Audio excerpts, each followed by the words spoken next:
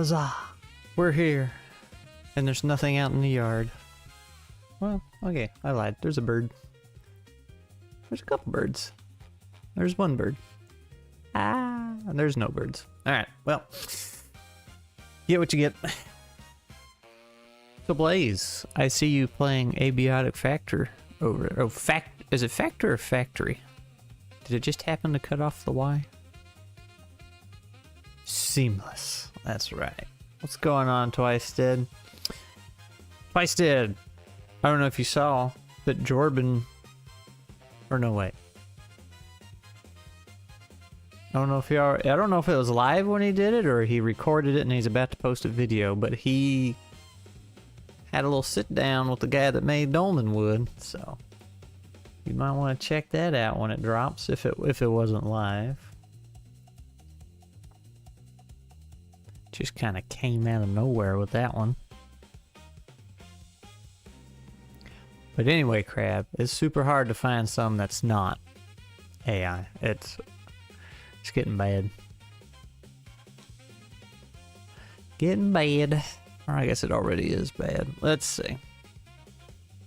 Now, when I was feeding the wildlife earlier this morning, I stumbled across a little something. I found this guy in my yard. Now, it's not my usual turtle either. That's, this is just, assuming it's the same turtle. I don't honestly know, but this type of little box turtle he came through last year and the year before. So he was more tolerant of me this year. He didn't hiss at me.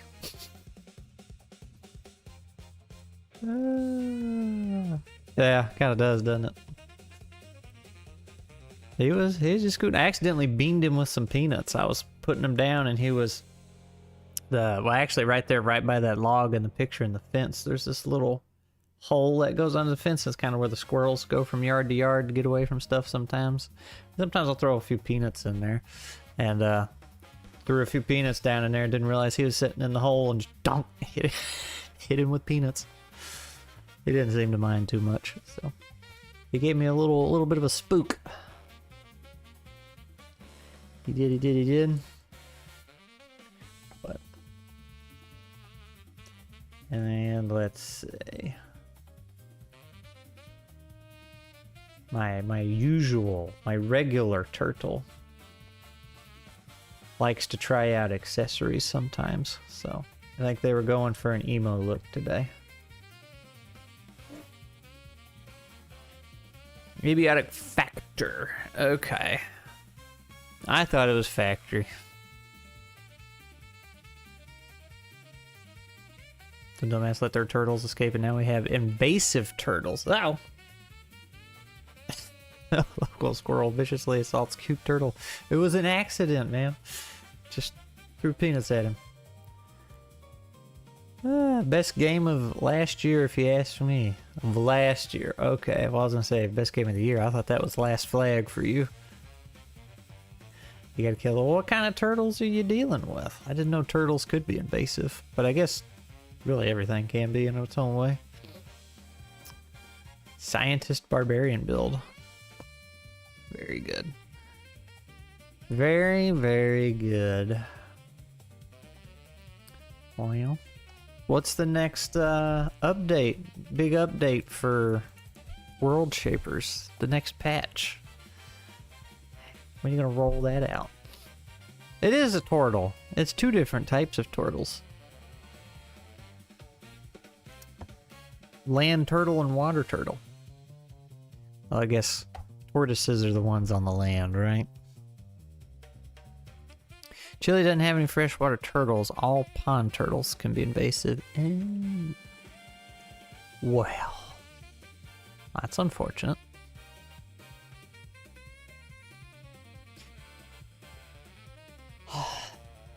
So wait, that means you don't have snapping turtles, right? That could be a good thing. Snapping turtles those are mean. Dangerous. Let's see. Snapping turtle.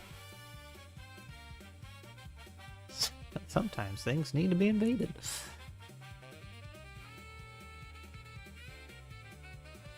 Yeah, look at this dude.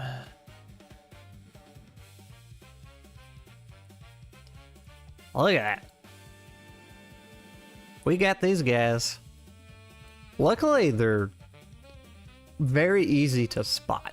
Like, there is no mistaking a snapper for any other turtle because they're so pointy. Like, you can't really see it on his shell here, but like it's got spikes on it, and then their head is very triangular and pointed too, so they're also quite large and heavy.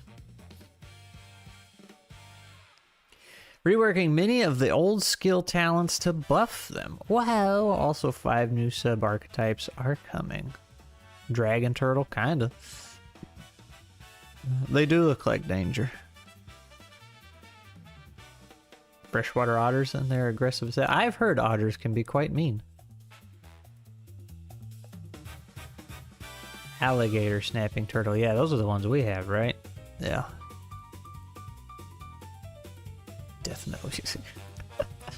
They're mean. Like I've told this story before, I'm sure, but you should be productive. I was just poking at you. I was just wondering how that's going to work with the new job and everything. But anyway, this guy I used to work with, he told me about a snapper he came across one time. You know, out where I'm at, sometimes they go from pond to pond or whatever, and you'll see them crossing the road, and like, you do not run over these things, right? Because it will destroy your vehicle. But sometimes, you know, you can, if you're brave enough, you can just come up behind a snapper and grab it, right? Where's my little laser pointer? You can tuck your hand right here under that and then grab the back of them and just whoop. And, you know, so it's not terribly uncommon when people see them on the road to move them, because sometimes they'll just sit there. And like I said, you do not hit these things. So they'll get out, you know, and just put them to the other side, you know, and the turtles. But this guy I worked with, he said one time he found one and he's like, there wasn't any water anywhere near. So he's like, well, I'll do it a favor and take it to some. So he grabbed it the way he was supposed to and was going to put it in the back of his truck, and the snapper grabbed his tailgate as he was going over and like crunched the metal and peeled it off, like ripped that shell around the tailgate, just grabbed it, pulled it off, and run the whole thing. So he was like, all right, you can stay out here.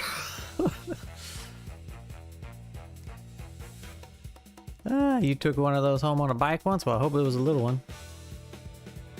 The trick is not getting bit. Yeah. Tricky, tricky. Ungrateful turtle. He was. And these mountains in the cold sea current made Chile be pretty isolated fauna-wise. Huh. We have chickens that put blue-colored eggs and a mini deer.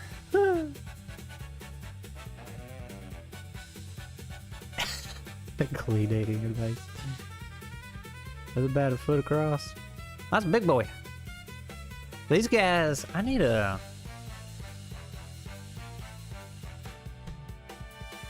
What? Tennessee snapping turtle.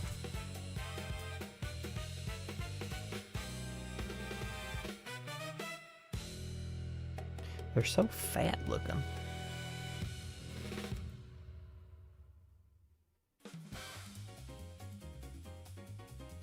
World's largest alligator snapping turtle in the Twin Tennessee Aquarium. Look at there.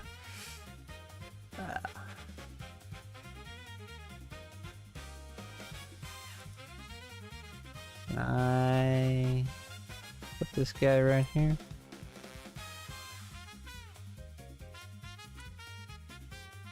So there's these spikes all over him. I feel like they get a little bigger than that. That one looks awfully fat, pudgy looking.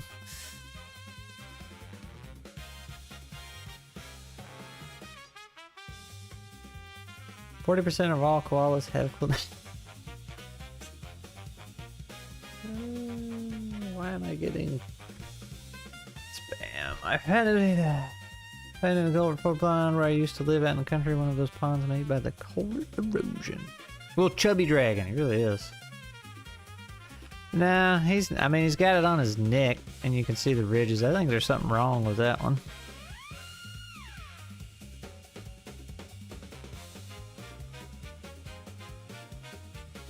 Here's a very small one, but this looks more accurate, minus the size-wise of what I've seen on the roads. You can see the spikes on him. Just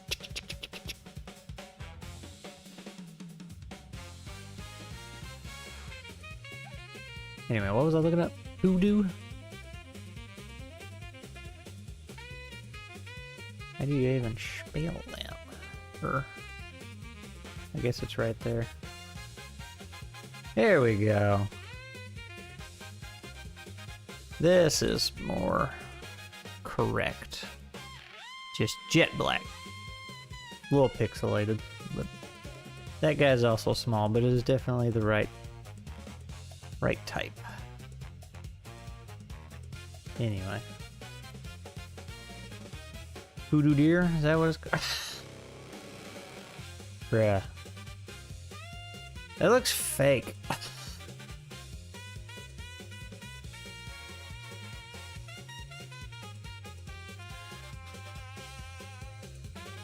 This looks fake, Twice did.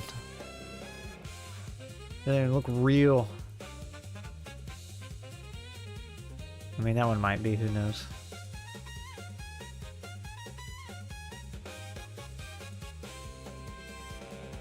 A goofy looking little thing.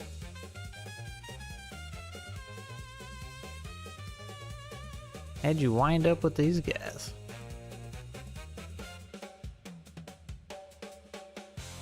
Buckets of tadpoles home. Content creator specialized in water critters, mostly fish and plants, but he rescued a bunch of snapper babies and was legally allowed to keep just 2. Bowser and Balthazar. Aptly named, aptly named. Dick dicks. They kind of do, don't they? But fatter.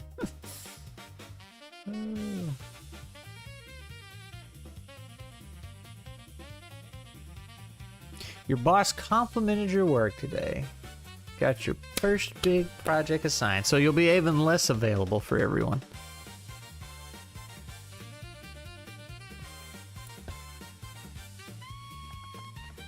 But congratulations.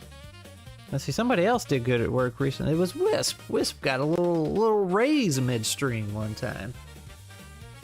Because he didn't tell his boss he was watching a stream instead of working.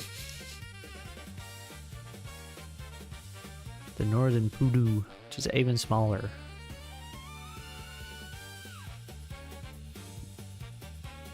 Closest really living relative are elephants. Some weird critters out there, man. Look at them little hooves he's got. You were eating lunch. Sure you were, Wisp. Sure. I mean, that's what I would tell my boss, too. He just gave me a raise. Are they really doing a... Are you serious? Join our first round appears 12. So, well, that's aggravating. So, you know, I've been in this YouTuber community thingy, little community program from YouTube, right? And they normally schedule things and post them like really far in advance, and they kind of stopped doing that, and now they just post it like 15 minutes before it's going live. So one started like 15 minutes ago. That would have been nice to join. Dang, and it was a 2-hour one too. That's really frustrating. I wish they would do better. But anyway, maybe I'll fuss at them later. I need my chat open.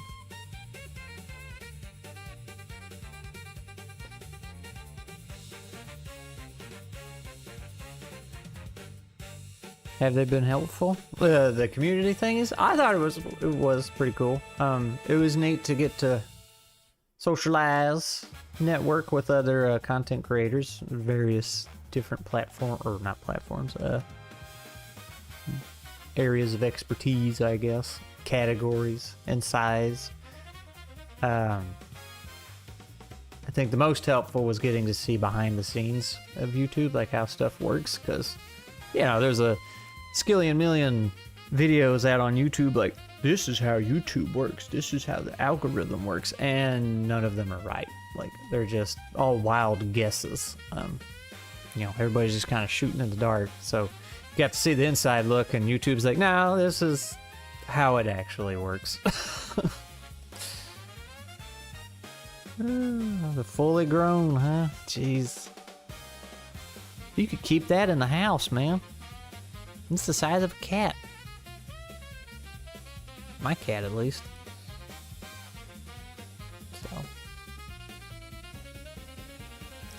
So, it was interesting. I think my favorite one was they just kind of blasted us with a long list of features that they're working on to bring to YouTube. That was really cool to see. I would like to actually have them. Some of them, at least. Do not take wild animals. Nonsense. We take all the wild animals. We're training crows, squirrels, chipmunks, turtles. Q with Adobe Max, yeah. It's a cool feature, man. When can we have it? Dogs didn't. Yeah, I was gonna say, coyote or something, make short work of that. That's right. If you take them, they're no longer wild. See there?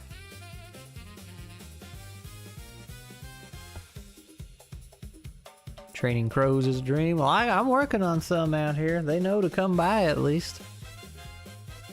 They know where the peanuts are at. One brought a pork chop. I don't know where he got it, but it was fully seasoned and cooked.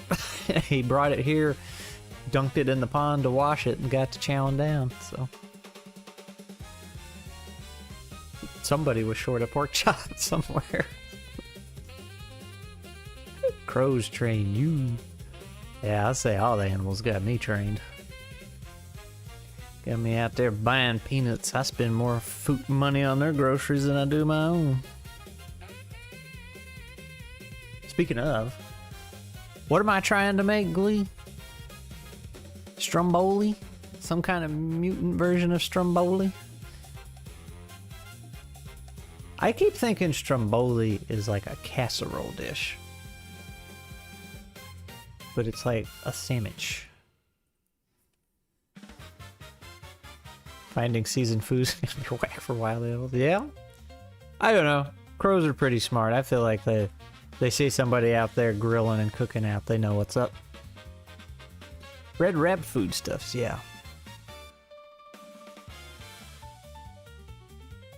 I would have bet, like, before I met Glee and she told me what a Stromboli was, I would have bet good money it was a casserole. And it might have been because Mom used to call something Stromboli. Maybe she was just flat out wrong. Because I thought it was like a beef-based casserole.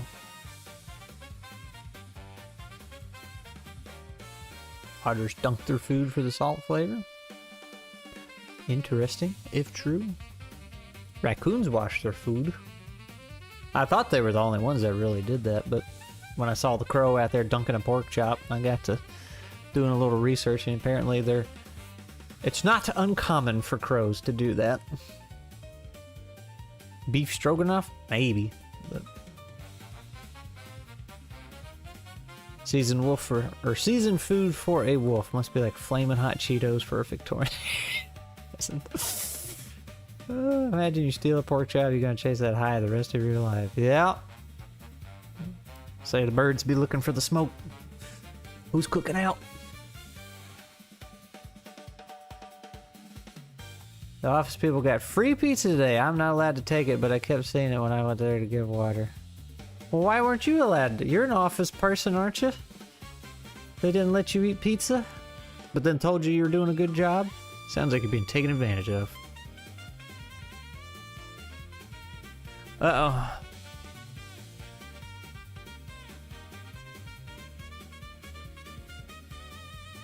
Oh, I missed that one, Glee.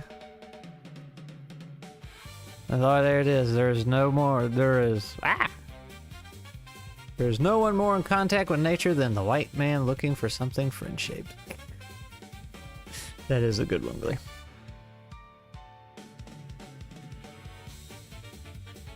IT person. I work in the 100-year-old building. Oh. That's raining. Don't wash away, Twice did.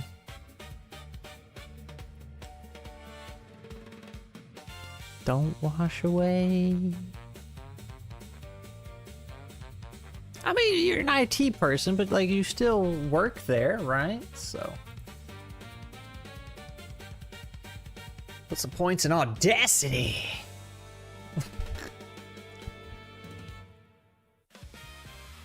Oh, everybody's getting rained on today.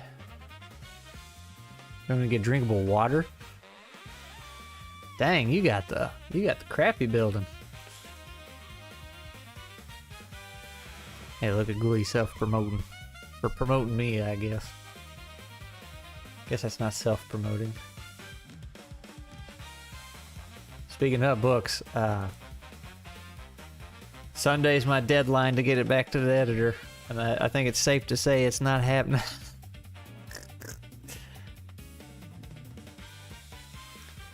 Southward fjords, it rains like 1.5 meters. Yeesh.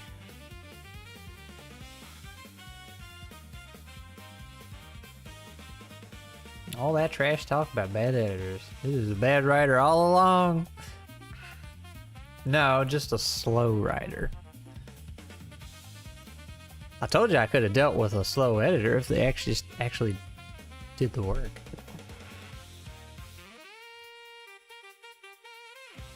Slow is workable. So, let's see.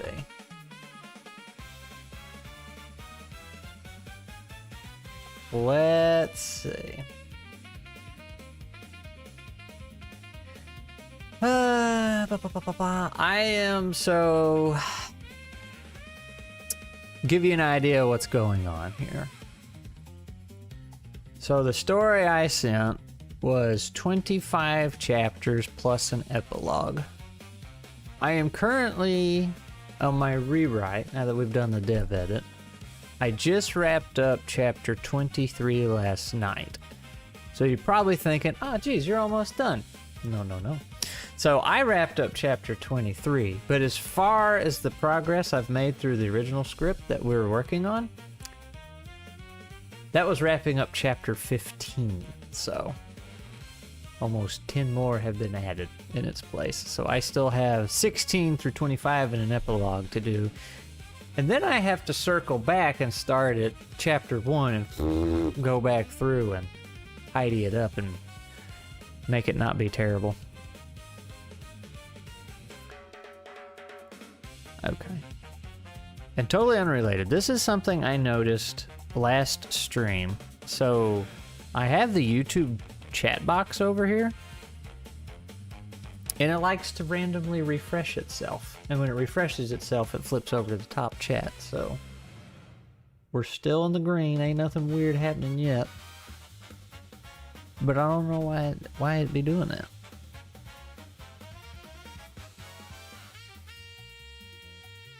It's very weird. But anyway, yeah, so like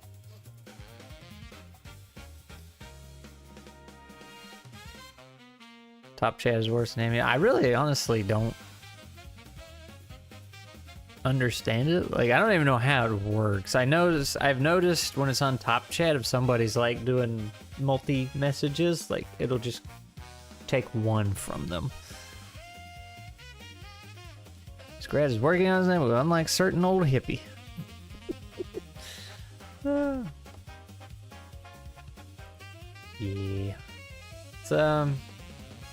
It's rough. I kept getting stuck. But yeah, so it's good though, because I mean this is what you want to happen in the dev edit. Not fall behind or take too long, but like it's supposed to expand. Because that's when you're building it up and you're putting in all the pieces. So that part's good. And when we went into it, neither one of us knew how long it would actually take. Like this was not a hard deadline. She wasn't like, gotta have it done in 5 weeks. She was like, how long do you think it's gonna take? I was like, I don't know, what do you think? And she's like, well, you want to shoot for 5, you know, and if it takes longer, it takes longer. Yeah, sure, okay. So it's developing, that's right. So well, I say, like, the first one I wrote, when it was published, all said and done, I remember it was like right under 120,000 words. But I want to say when I sent it, like, was done in the sense before I'm like, okay, I'm ready to start the editing process, it was probably 60,000 words, so it almost doubled in size. And it wasn't like adding new plot points or anything. It was still the same story, you just expanded where you needed to. Well, cousin born and he is in middle school now. And the time winds of winter has been coming soon.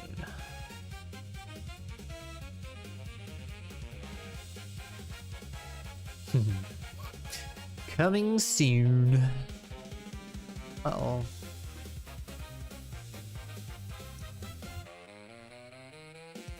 But anyway.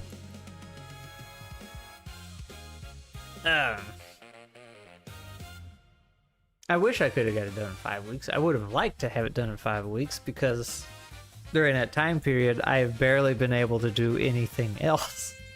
Like, I haven't even started on the next video. I tried recently, I was making a script for a streamlined superheroes review, and I was like pretty close to done and ready to record. And then I reached out to John for some clarification, and he was like, oh no, that's the old version. Wait till 2.0 is done. It's like, so I can't do that. So I started doing scale mail, and I was kind of struggling with that one for some reason. And then I got to a point, it's like, oh, well, I guess I probably should wait till my physical copy gets here. But I was like, it'll be fine. Like, by the time I get to the video editing, it'll show up. So I kept going, and then the guy who made it DM'd me. He was like, hey, your book just went out. Amazon says it's going to take like 2 to 3 weeks to get there. So it's like, I can't win. Need a video on Shift. I think is what I'm going to do, Billy, because since we just played it, and it's all fresh on my mind, and it's pretty straightforward. So I think that's what I'm going to do. What's going on? We'll just call him Silver. Silver Radio? AG Silver Radio? Or Ags? Call him Silver. Your cam sucked in that stream. I think it would have been fine. That was a fun game, though. Shift was pretty fun. So I'll probably spit out a review for that. Because I got a couple videos I know I want to make. Like, I talked about the AI writing one. And then there is another one I've been rattling in my head for a little while about challenging some other YouTubers on their content. So, but those ones I want to spend more time on and not try and rush them out. So I don't want to start them after it's been, a little over a month since my last video. So get a couple reviews out and then work on those. Need any help with things for Shift video? You can reach out. Yeah. When is the quirky rodent man going to play Mouse Ritter? We should. I did a review for it a long time ago and keep talking about it.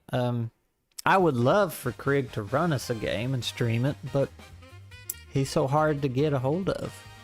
Well, he's not hard to get a hold of. It's hard to find time that we can play. I think is he 2 hours behind? Yeah, I think he's 2 hours behind. So he's like, well, yeah, after I put my kids to bed and everything, it's kind of late for me in the evening, but I could stay up a little later and play. I was like, yeah, but the time it's late for you, it's like midnight for me. So that won't work. Silver's fine, or Agrad, or just AG. Yeah, 2 hours. So, but he runs a very fun Mouse Ritter session. Have you told them about the next game of GM's Day Off? I have not. So, Yeah, we're starting with Moss and Stone, right? But it's gonna be like 2 months before we even get to play it. So Blaze does this thing called GM's Day Off, and it's you take like, what do we have? Five of us. PG is a symbol for silver. Big brain over here. But anyway, I think there's 5 of us, 5 or 6, and we're all designers / developers. And the idea is you all show up to this group. Whose game is Moss and Stone? You really should know that. Chat, feel free to flame him.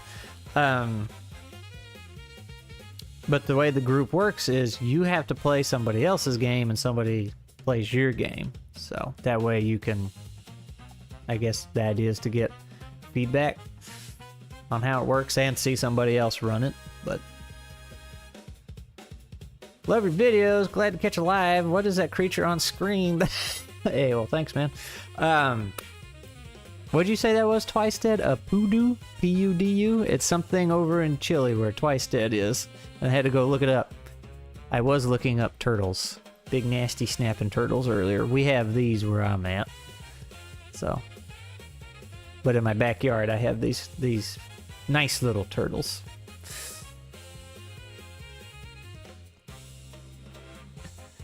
You knew that. Sure. But anyway, it's a fun idea, the GM's Day Off thing. I will say, how do I say this delicately? It's probably a good place to get feedback, but it does run the risk of what we talked about before about designing for designers and writing for writers. So I'm just there to have a good time, have fun. I originally signed up so I could run Ironbound for Dave, but he wants to do Masked Paws now. That's been his baby lately. Old Masked Paws. But it'll be fun. Somebody's gonna... The guy he's running Moss and Stone for me. Less about feedback, more about having fun playing your own game. Oh, okay. Well, that makes more sense. That makes a lot more sense. I thought it was for design purposes. The guy running Moss and Stone, he's planning on doing some kind of siege. So I don't know how that's going to work out, but it's going to be interesting. Maybe it'll be ready next year. I advocate for co-DMing as a method of apprenticeship for... Ooh. That would be fun. That would be a great way to onboard somebody. But anyway, correct me if I'm wrong, Blaze, we're gonna have a session 0 kind of thing in a few weeks, and then we're just making characters to teach everybody how the system works, but we're not actually gonna play anything until like a month after that. So after we forget all of our characters, it's a very slow process. You'd apprentice so hard. I've heard of co-DMing or whatever, where like somebody's just narrating and then the other person's like doing all the token work and music and everything. But the only time I heard about that, I think, was going down a 5e rabbit hole when I was playing that and learning how to do things. I've never seen that brought up for anything else, which says something about the game. What's up, Cyros? Yo-ho, Cyro.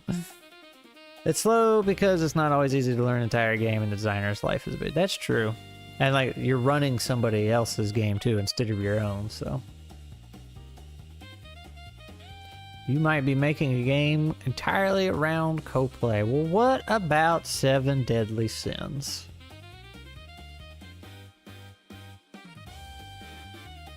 I got other games I want to make too, but they're just sitting on the shelf waiting their turn. And it's hard. It's hard not to just grab one and start tinkering on it. I've been pulling my hair out, my head hair, about nuts, but I think I finally figured it out. Again, I said that the other day and then realized I didn't have it figured out and had to undo everything. Never heard of it. 7 Deadly Sins, though. What did I say? 7 Deadly Sins. It's based off the 7 Deadly Sins.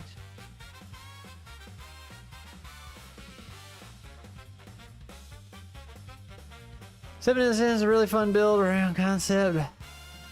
Sorry, Delving Sins, not Deadly Sins. It's a really fun build around concept, but it has been done a notch. So originality is tough. Oh. Well, so Jordan has 7 Delving Sins, not Deadly Sins. And it is pretty fun. Man's nuts for nuts. It's driving me nuts, that's for sure. Bunch. Been done a bunch. Yeah.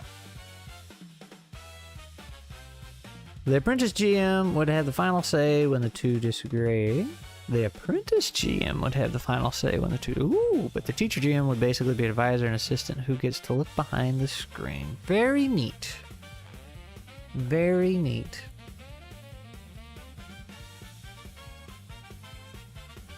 Very, very neat.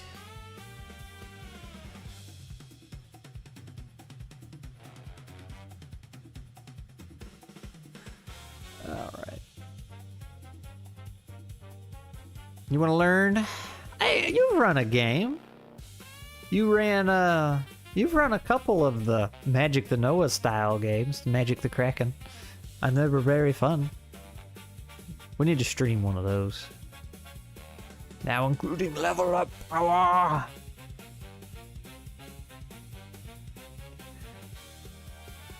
Happy with that first play? I saw there was mention of that in the Discord, Cyros. Now I need to prep session 2 adventure. Also been working on the feedback. Very good, very good. Magic the Krakening, very much so. A one shot. Yeah, you made a one shot a long time ago. So I guess, Glee, correct me if I'm wrong, but yeah, you haven't run a ttrpg one shot.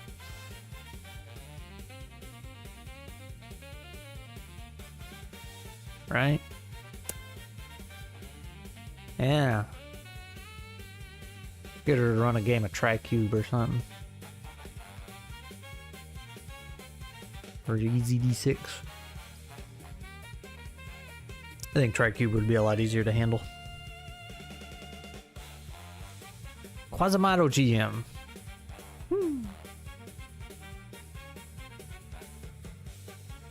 You and Jacob and Michelle? Well, that was another Magic the Noah one kind of thingy, wasn't it? The PowerPoint Google Slide thingy? Or did you actually run a game? I don't remember.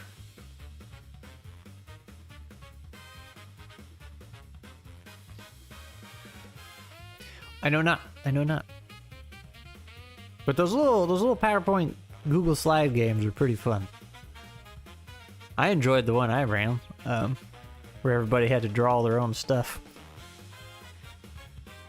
You had stats and solve puzzles and combat with dice. Okay. Yeah, we did, didn't we? We did. That's right. Hey, yeah. Glee designed a game. There you go.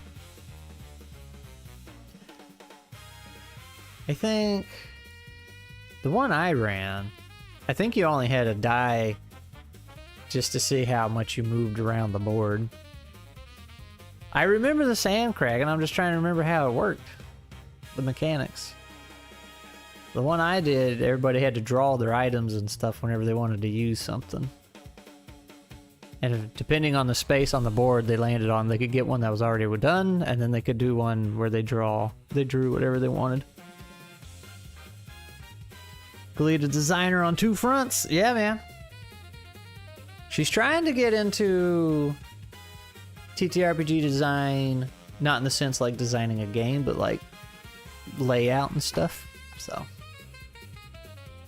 she's trying to break into that. She sees all you people needing so much help, and she's just like, I gotta fix them. I gotta fix them. That was with Parker more of an art battle. Yeah, that was fun though. It was Parker, I think it was Parker, Steph, and Craig. It was our original campaign crew. That's when AI art, image generation stuff was fairly new. Like, we had gotten past the wonky dolly stage, and it was actually becoming something and starting a ruckus. So the game was, you had to draw stuff and go fight all the bad AI art with your own bad artwork. It was pretty fun. Still, you refuse to learn some software for us. What, you want me to learn it? You want me to go learn Affinity or something so I can do it all for you?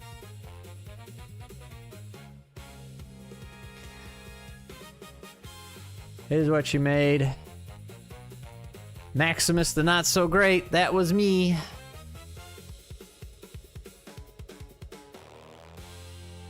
That's right. There's where the doors. You are the everyman through which we learn.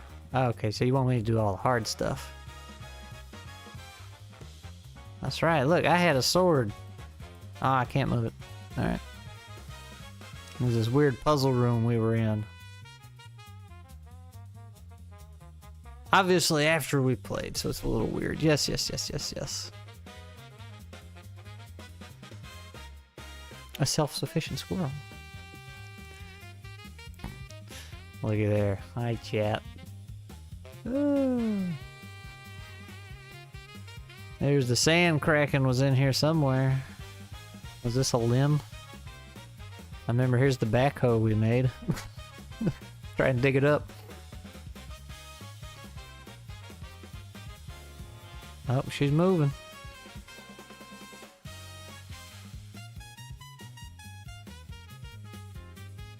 It is deleted. Oh, we killed it. Well, and here's another puzzle thing. Yeah, we had to do the flow and turn the tiles and stuff before we got lava-fied. And here we are in space. Da-da-da-da-da-da-da-da. Very cool, man.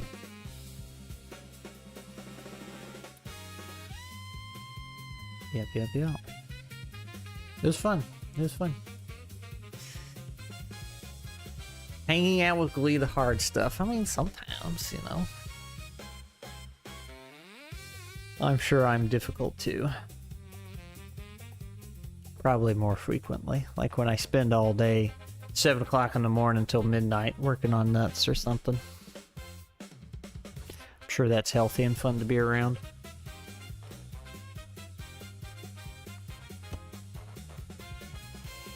Alright. I have been ping-ponged again.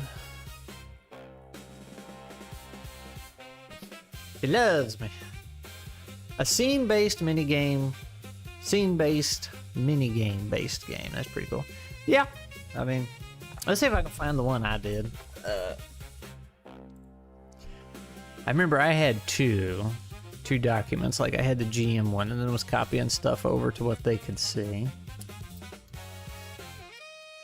Squirrel. Oh, that's a super early version of Nuts. Back when it was just called Squirrel System.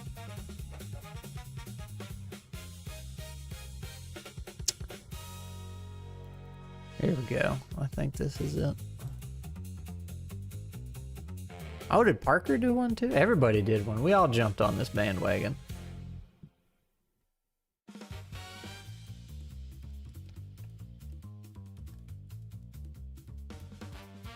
Okay, let me, there we go. Lee has a mustache on. Everybody was drawing stuff. Oh. I forgot what the story was behind the weeb sword, but... Oh, you can't see,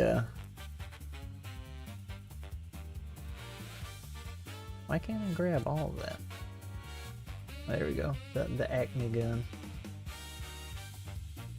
Oh.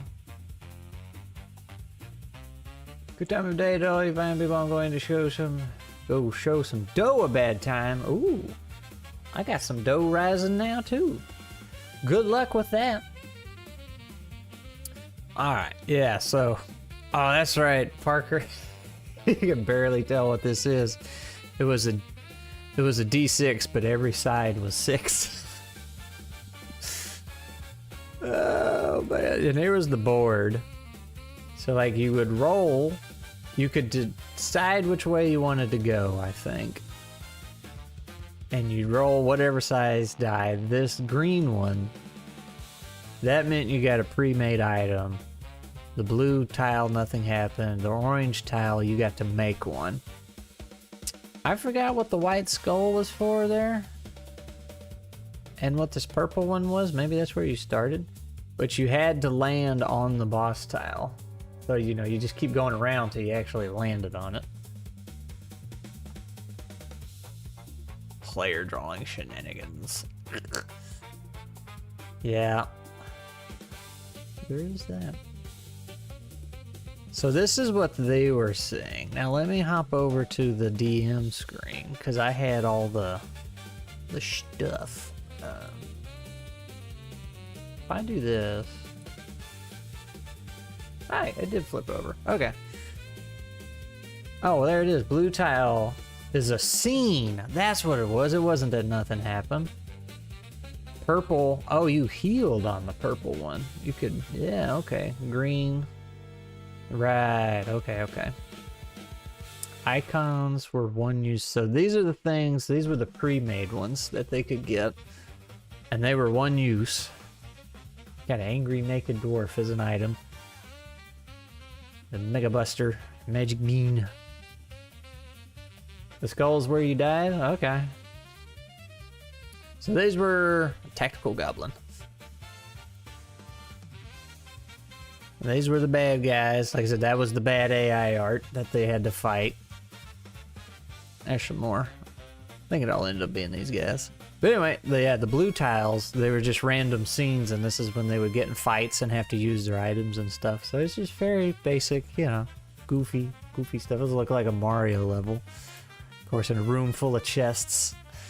Totally non-mimics. Spikes. Boats sinking with sharks. This one's kind of hard to see. You can't even see there's a tube there. But this was essentially the Super Metroid tube. Were they fighting that?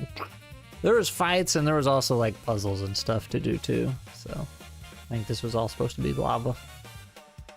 So it was fun.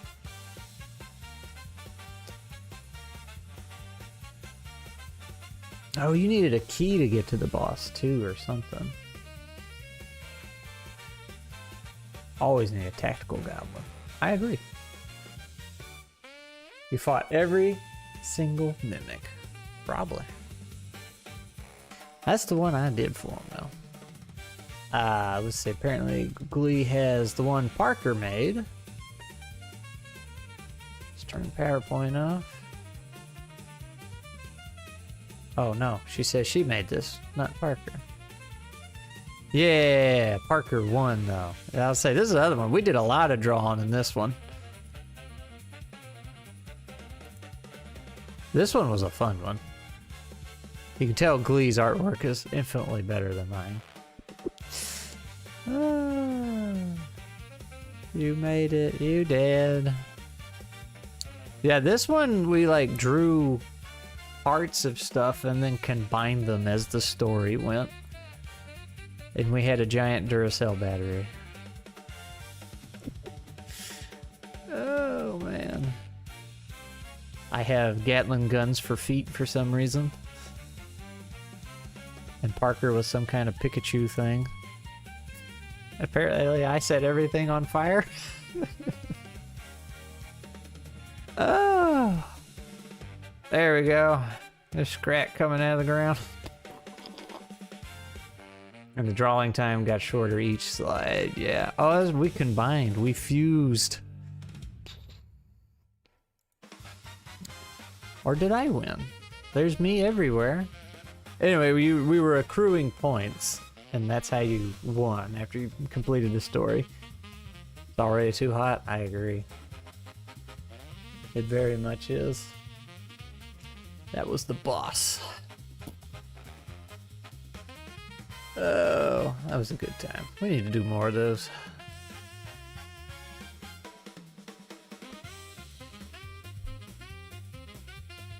I forgot how the points worked, but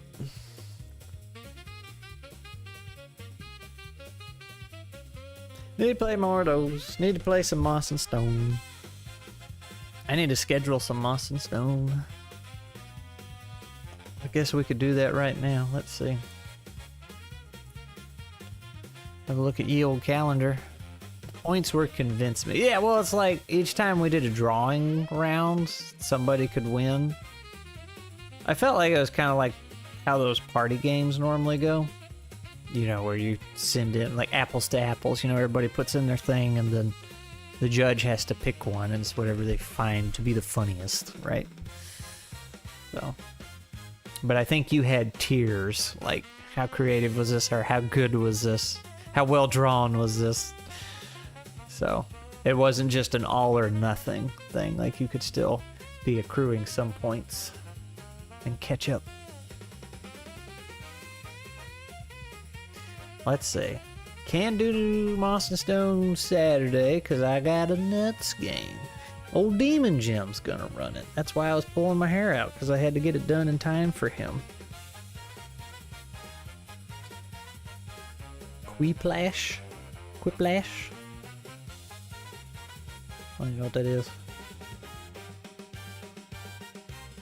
Technically, well, no, I can't do Friday night either, because meeting up with a buddy for dinner. Dang it. Do something in the middle of the day. A Jackbox night. I don't know about Jackbox.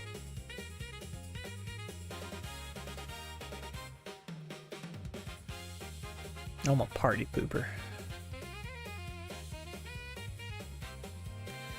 And then my brother's gonna be here next weekend.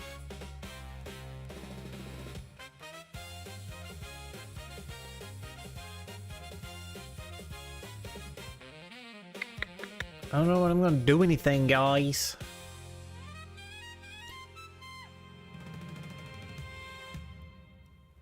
Usually lazy streaming, yeah. I've never been too big a fan of most party games, but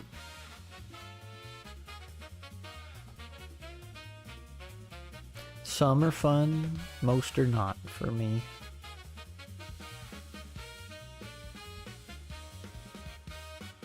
Glee has a fun one. It's is it Fun Employed? Is that what it's called, Glee? It's the apples to apples kind of thing. Cards Against Humanity nonsense.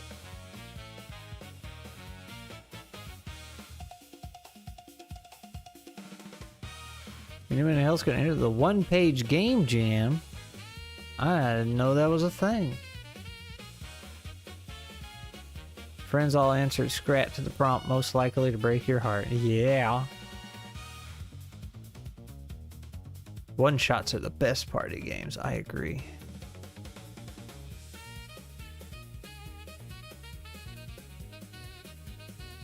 Oh, Blaze. Oh, I'm picky. I would consider Peasantry a party game, and it's pretty fun.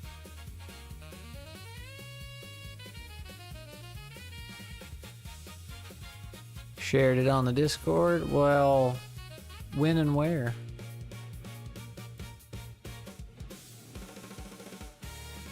I haven't really been looking at Discord for several days.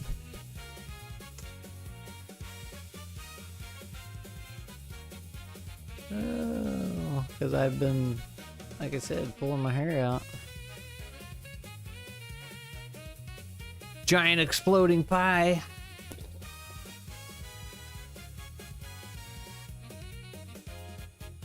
Sick of one-shots. Excited to get a campaign. Well, go get you a campaign. Glee wants one too. But who's gonna run it? Everybody wants a campaign till you tell them they gotta run it.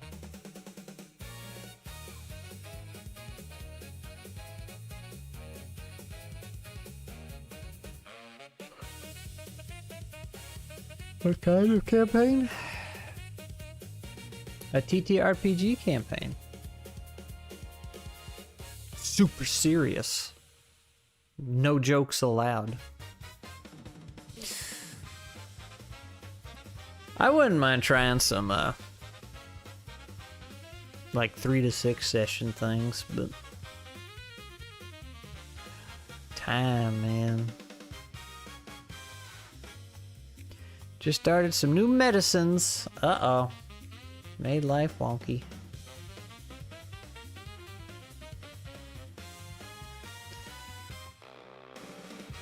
Oh, GM Ben's coming in hot. Gonna make us a campaign. It's just like whenever you get to a point where everything's made up and the points don't matter, and folks start looking at the clock. I mean, that's every TTRPG. It's all made up.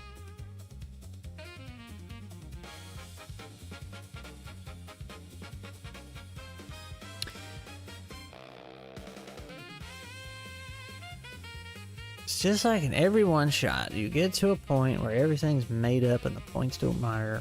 Folks start looking at I don't know, man.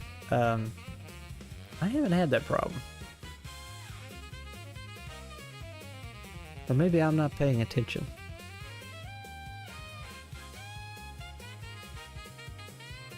The thing about running my playtest, if I keep writing adventures, I'll eventually have written a campaign. That's true, it's true.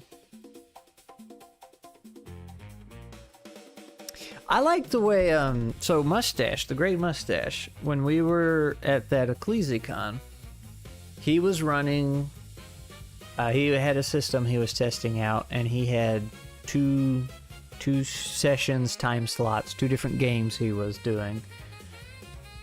And the adventure, both of those adventures were technically connected. Like one, if I remember right, one was getting to a boat, and then the second adventure was on the boat. But they were, despite being connected story-wise and tied together, they were 2 totally different sessions, because he's like, well, these are 2 different time slots on different days, so I don't know if I'm going to have the same people or not. He had a couple repeats, or at least me.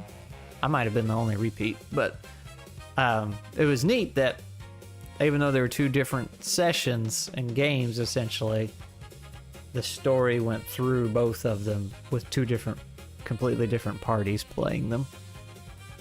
So I was going to say, Cyros, if you could figure that out, yeah. If all your one-shots are set up like that, then you could just tie them all together. Boom, campaign.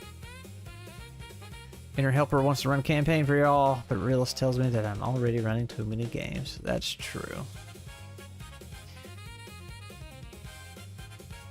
Low stakes with a penchant for casual self-sacrifice. That's right. I will say, Blaze, Glee did mention recently she wants to try World Shapers. She has interest. So did Adam from Planar Crossroads. But I think I sent you that one.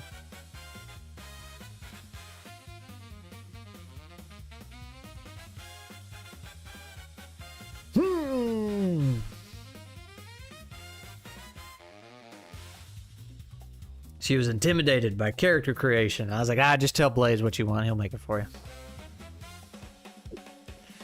Blaze combusts.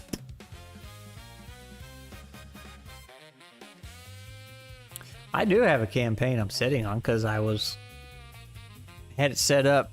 This is back when me and Avenue Studios were doing some stuff together, and I thought we was like gonna do a campaign over there, and then he just started to cut back and start doing some different stuff. So I just have some material I've been sitting on.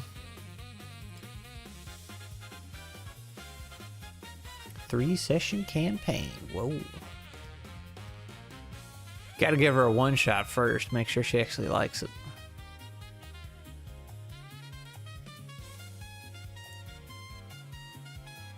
Here we go. Well, that opened in the wrong thing. Oh, too many requests. Oh no. Let's see what this is all about.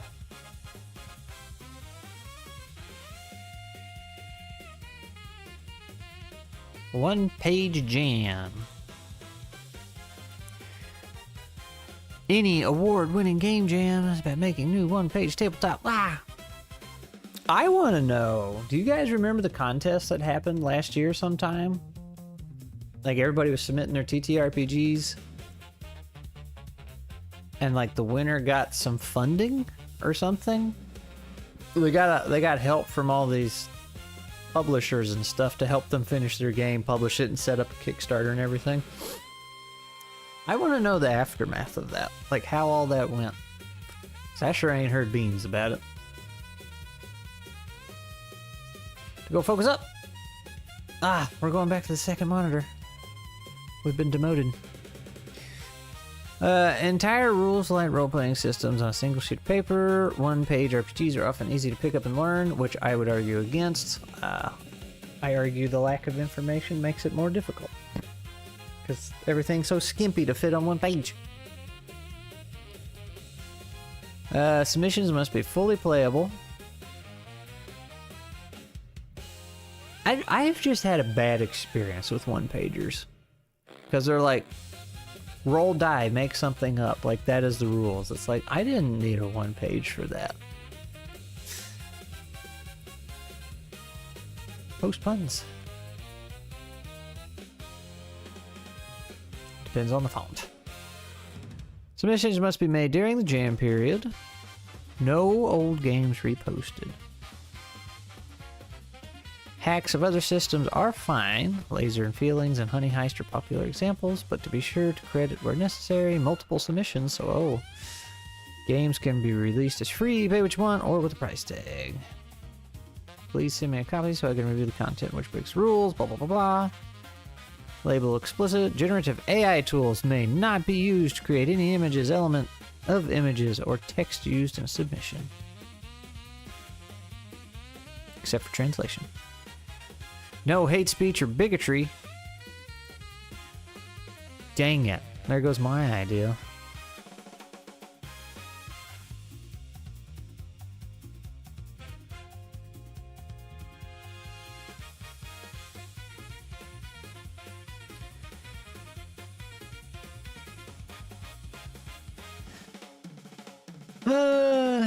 Would Dungeon Jigger count? Dungeon Jigger?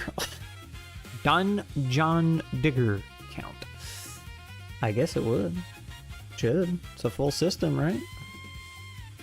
If we stay on that thought for a moment, what does a full game provide that one page doesn't for you? So no one-page version of a Holy Race 4? I guess so. I don't know. It's crap. I think it's just I haven't seen a good one page. I take that back. We looked at Lasers and Feelings last stream. That was decent. It's I'm trying to remember it. It had that weird roll over, roll under thing, which I thought was pretty cool. But it's... I'll give Lasers and Feelings a pass. I'd have to go look at it again, but it seemed alright. But as far as the other ones I've looked at, because the information is so scarce, like I have to read it multiple times, and it's just like, okay, like there's a one-pagers, again, the ones I've seen, assume you already know a lot, but they also don't offer much. It is essentially roll a d6 and make something up. It doesn't have to be a d6, it's just roll a die and make something up and have fun. It's like, okay. Now, the TriCube one-page thingies are great. Like, they're great for building adventures. I think they assume you know how to, I don't know, it might have the TriCube rules right on them. If they do, then that is a fantastic one-shot, or a one-page setting. Let's see. I know I have the Caveman one downloaded, right?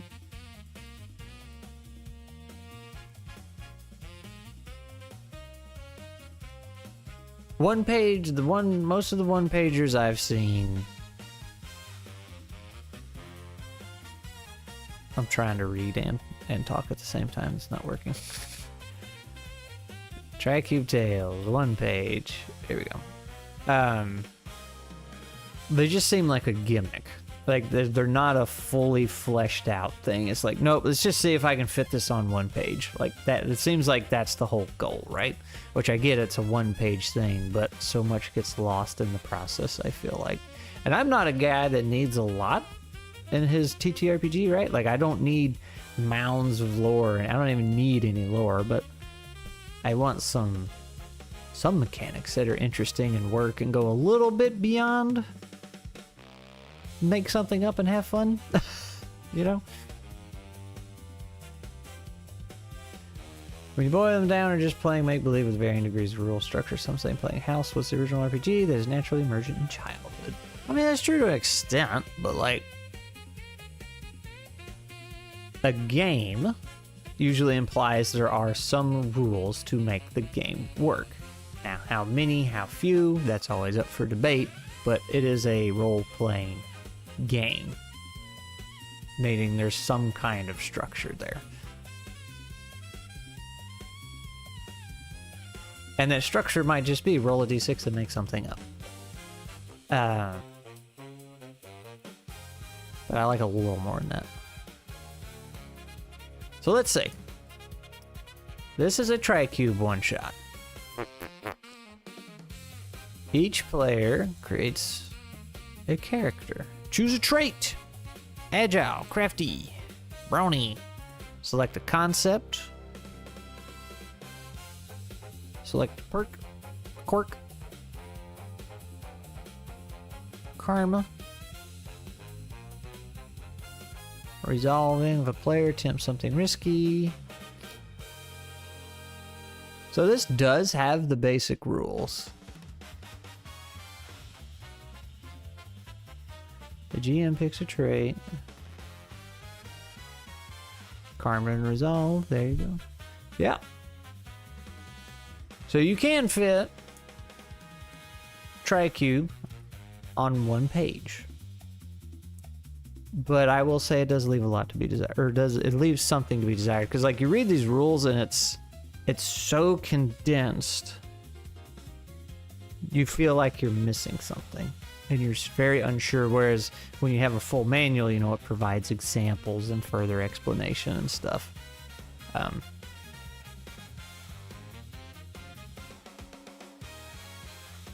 Just wondering if you could describe the issue in the reverse rather than one page lacking a full game providing. Yeah, I don't know really how to word it. I mean, you're not putting me on the spot. And it might just be that I have read some crappy one-shot or one-page things. It's kind of like, me and Glee were just talking about this the other day. Because we were talking about how AI generates text and stuff. You know how all those fake gurus out there that'll sell you a dream? If you look at their courses or watch one of their videos and what they're talking about, or, you know, somebody does something on, she had seen something on LinkedIn, that's what it was. You'll read through a ton of stuff, and then you get to the end of it, or, you know, if you watched a video, you listen to it, it's like a 20-minute video, and you get to the end, and you're like, I don't know what was actually said. Like, what did I learn from this? What did I take away from this?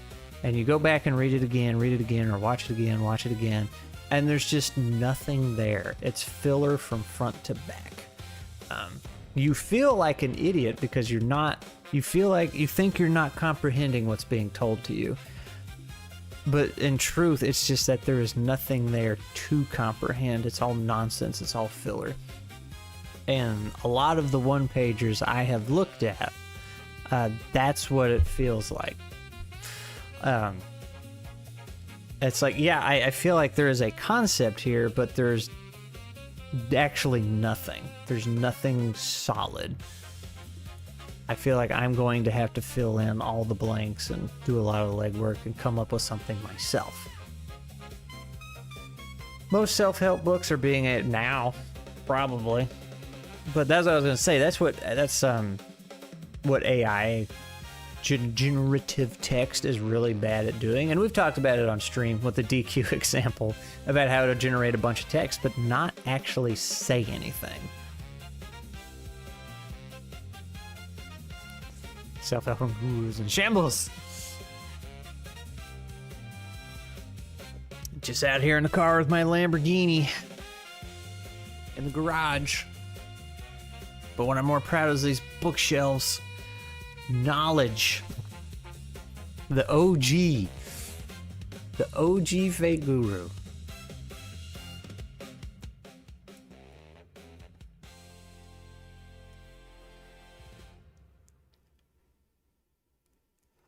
Wanted to get into reading, and honestly, I didn't think about a book written after 2000.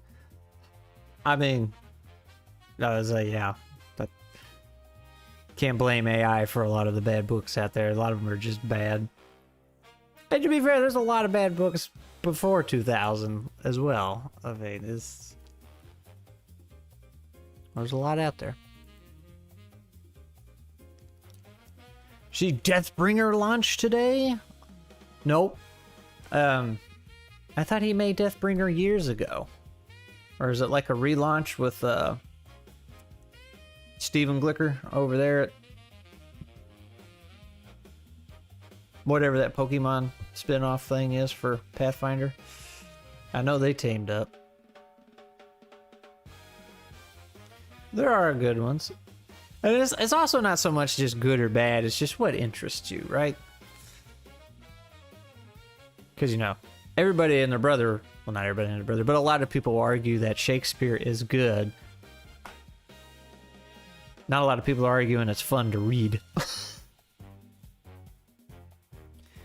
Everyone says, this thing is awesome, and then it turns out to be garbage, and I feel like the dummy, but I'm old enough now to know it's garbage. Yeah, I would say it's just what's interests you. Like, I have... And I was in the same boat for a long time. Like, I thought I couldn't read a book. I thought I was just, well, I just can't read, you know. I don't have the mental fortitude and capacity. But every now and then I'll pick up a book and I can't put it down. So it's like, oh no, I just have to find one that interests me. Like, I just need a decent book. Like the first 2 Halo books. Couldn't put them down.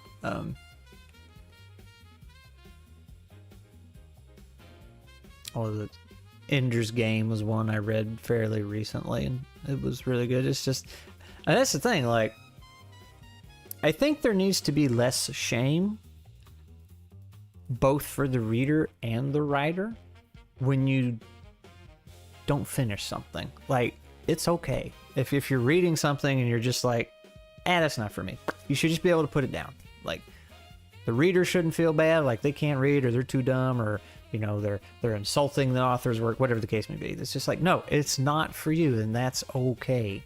And then the author needs to be like, you know, not butthurt when somebody's like, yeah, I couldn't finish this. It's just like, okay, it wasn't for you, man. Like, you couldn't finish it, but this person couldn't put it down. It's okay. He made a quick start trifold, but this is the full game. Heard that Deathbringer is not a good game, but it was just one. I heard that Deathbringer was just D&D light, which is what I thought Shadow Dark was, just a little more well thought out. But, and you know, considering what I know of Professor DM, like, that made sense. I was like, okay, yeah, that's about what I would expect him to make. You know, it's D&D, but without the fluffed up crunch, and it's more deadly. I was like, oh yeah, that sounds exactly like something he would make. So. Only halfway into The Hobbit, but I absolutely do not get the gushing.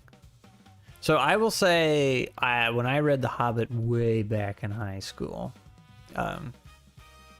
golly, was I even in high school? I was pretty young when I read it. I don't remember much of it, but I do remember how vivid the imagery was. That is not a writing style I enjoy doing myself. And typically don't enjoy reading, but that one specifically, I was like, this is pretty cool. And it was interesting to see the artwork people made based off those descriptions and how close everybody's interpretation was, because the imagery was defined so well. And then I tried to read Lord of the Rings and was just like, screw this is awful. So I did enjoy Hobbit when I wrote it. Or when I read it.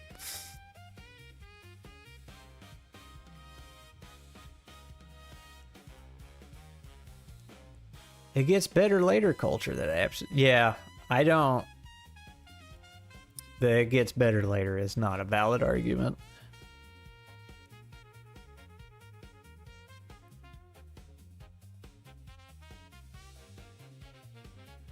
Actually, there's a really old video I did where I talked about that. It was in video games, and people are like, oh yeah, you know, after the first 10 hours, it really opens up and gets better. It's like, I'm sorry. If the first 5 minutes are not fun, this game has failed. It's supposed to be fun from start to finish. No game should make me like have to push through a very unfun period to get to the fun part. Like that's, call me crazy, not very good design.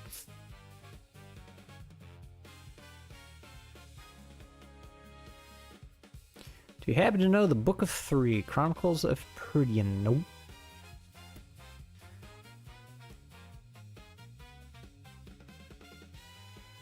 Played Elden Ring for 250 hours of people saying that's still coming from MMOs. People say the game starts at 300. Wow. Well, you wasted 250 hours.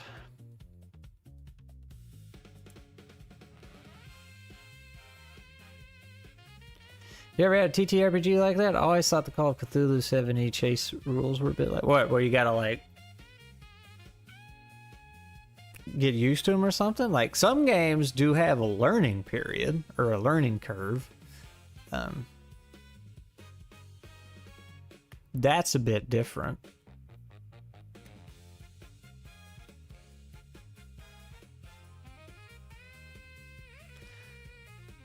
But I don't think I've ever heard somebody say, yeah, this TTRPG sucks the first 5 times you play it and then you get used to it.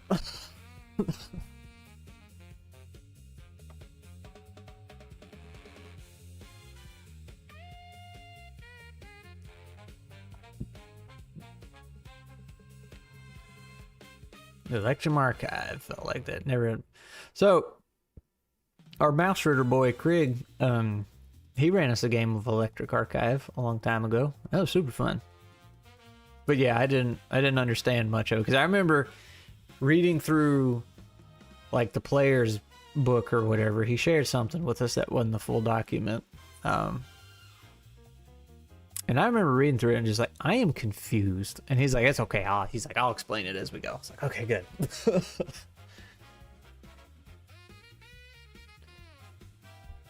Oh, Burning Wheel mentioned GM Ben's gonna show up. What animal's on screen? That's a poodoo. P-U-D-U. I don't know if I'm pronouncing it right. It's some tiny little thing in Chile. He's famous today. You don't get Pupta games? I'd like to try one. Because the only one I've tried was like a pretty heavily modified Pupta game. So I would like to try a more stripped down version of it. Like that's more of the basics of Pupta.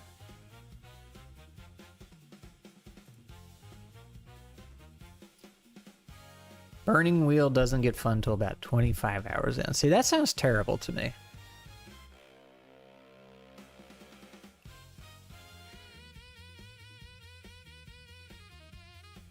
Like, why would you be sad for 25 hours?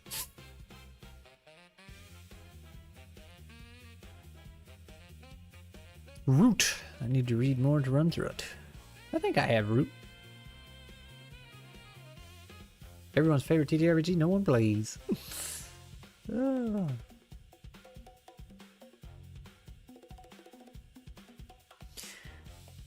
I'm trying to think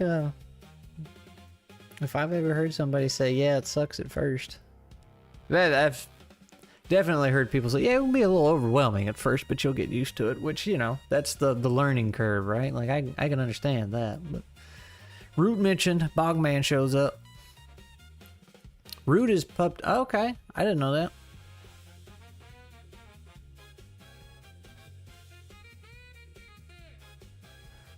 How about that? Well, now you got to run it for me. I was looking for a day to run Moss and Stone. I need to put on my calendar that I'm not going to be here Friday. dinner. Or I'll forget. And end up scheduling something.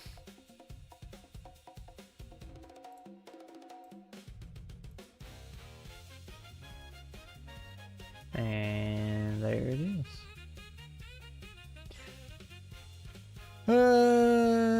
About the game, I have two, but I'm a huge fan of the board game.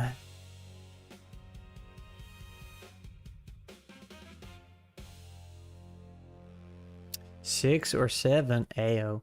3-hour sessions, so like 20 hours in. Almost time for the fun to start. Oh no. That's wild, man.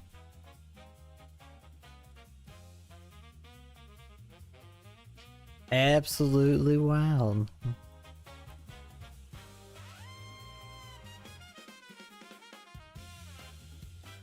Hey, Bog Man coming in to the rescue. Do it.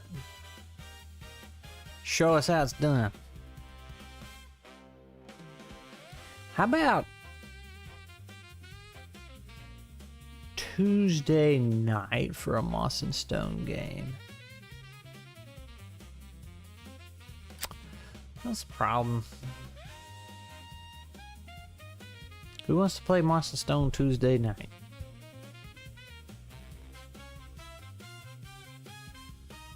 I got a list of people I can poke. But since y'all are here. Bogman does. Alright, that's one.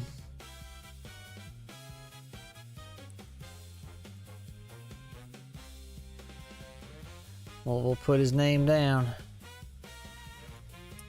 Who wants to play Moss and Stone? Bogman. Frogman.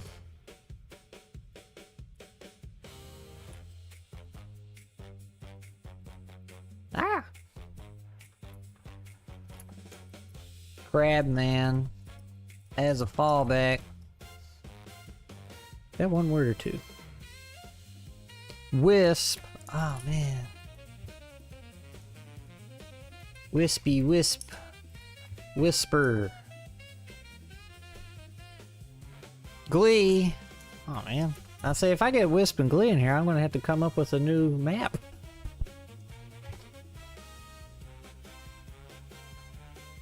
That's fine though.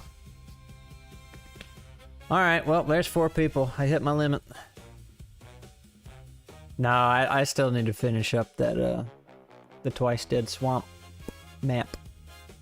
They're struggling to come up with things to make it interesting.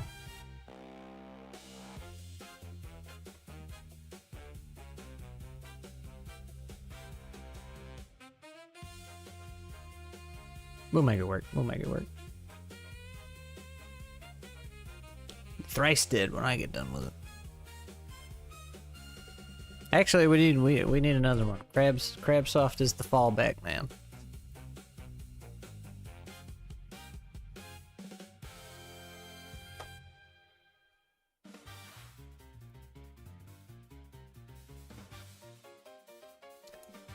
Make GM Ben be a player. Logan's Manor. All the critters are gonna perform a heist.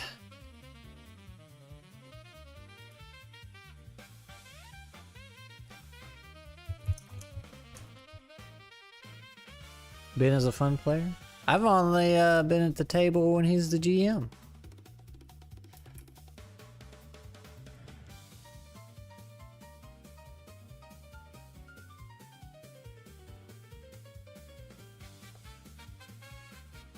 I bet he's fun though. He's a good GM.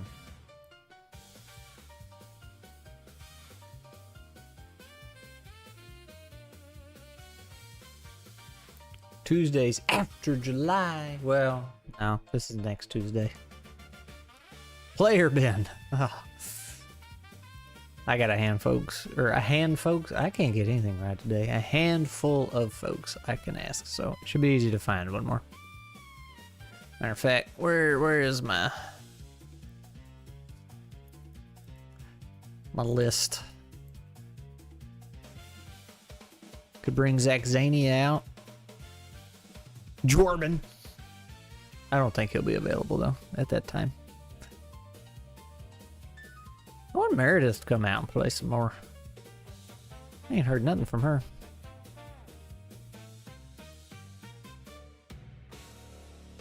The old Dan from Avenue Studios to come back out. Those folks I met at EcclesiaCon, told them I'd invite them to something and never did. The twirly stash. Not to be confused with Great Mustache.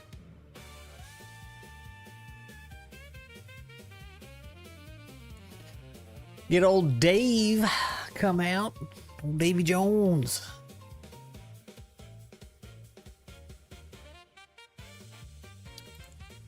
Alright, well, now I actually have to run a session. Dang it. Let me put it on the calendar. Moss and Stone.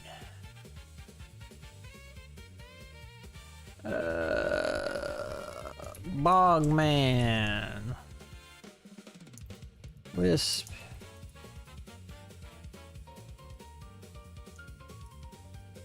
I guess I'll be starting a group chat with y'all pretty soon.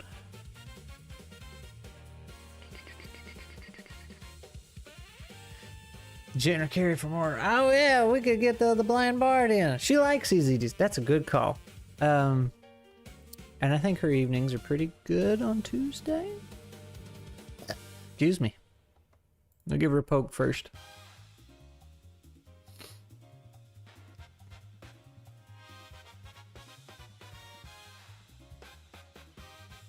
Of course, I feel like if you bring the blind bard, you also have to bring John. I feel like that's a 2-for-1 deal. That means that would put me at 5 players, and I can't do that. I mean, I could, but I don't want to. Organizing. Man, see, that's the problem, Twisted. I got so many things running in tandem. Like, I'm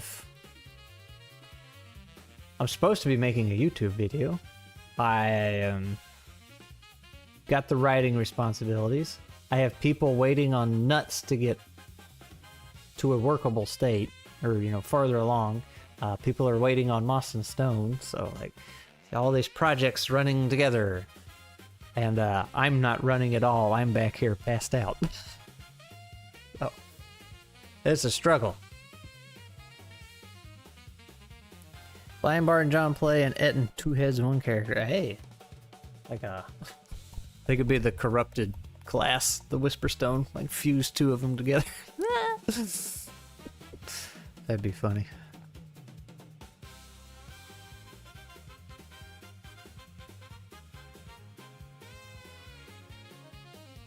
They would be funny. We had a good time in Shift. I was a little aggravated that the stream was having so much quality issues, and that was taking my my brain space up the whole time, and I couldn't really get into it. But means we'll just have to play again another time.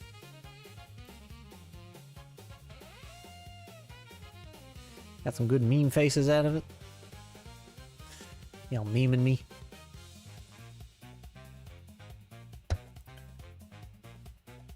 We'll put a question mark.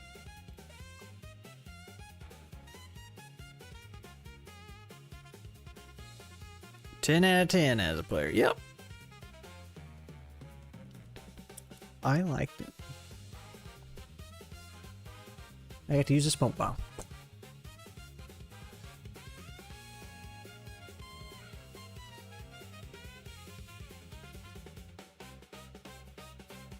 I really need like a list somewhere of the games I've played so I could reference it whenever I just need to slip out a review video.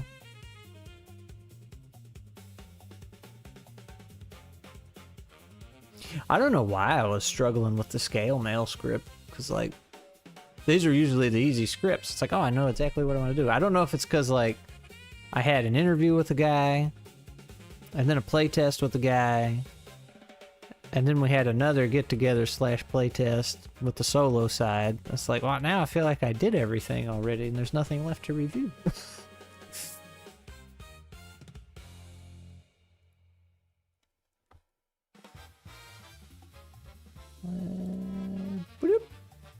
There's some wildlife out there. No. Scale Mail's cool, though. I liked it. Of course, I say that about everything I've played, just about. Like, I don't think... I know I reviewed Fathom and didn't really like Fathom. But I also was kind of scraping the bottom of the barrel for content, so I don't think I would review a game at this point I didn't like.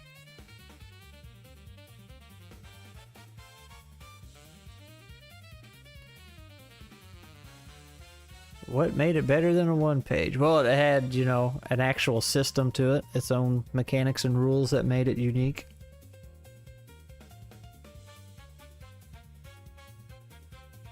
A character sheet. I don't know. Let's go look up some one-pagers. If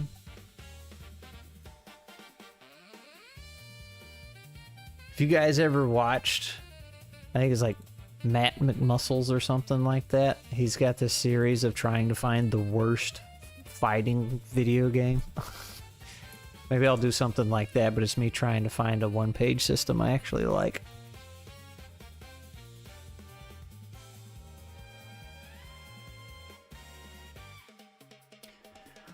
Later, Bogman. We don't talk about Yeld. That's okay. So Yeld got reviewed for safety concerns.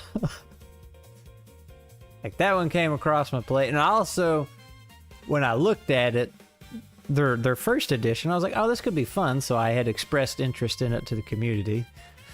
So I felt like I kind of owed an explanation. But I was also like, okay, well, now that I know what I know, I can't just keep it to myself. Murder at the Old Wolf Inn. Hey, there's Twilight Sword.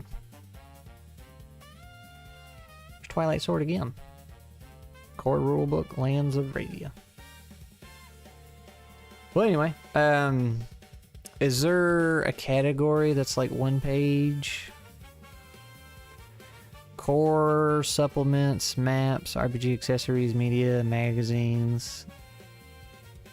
Genre, publisher, rule system.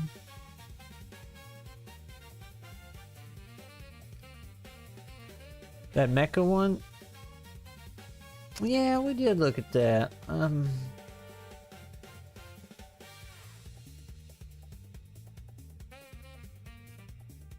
Brain always messes up Eam and Yeld, unfortunately. Eam's fun. I have played Eam twice. Significantly different.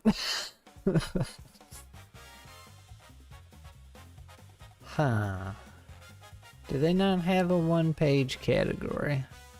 Doesn't look like map. Zines, maybe? Or Zines, whatever. Zines.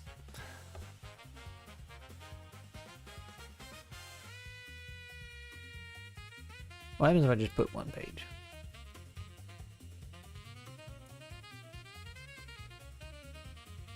Is there anything free? One-page dungeon. Well, that's dungeon. I need a one-page game.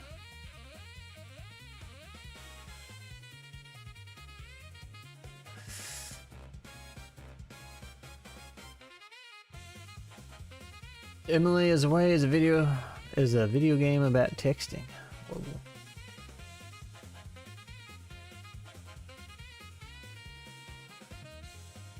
Psionic platypus.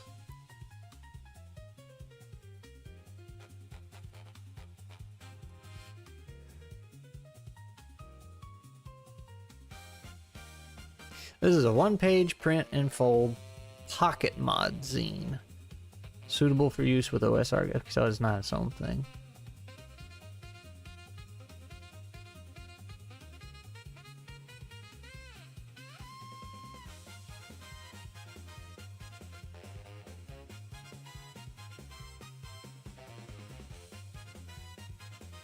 Well, let's try this.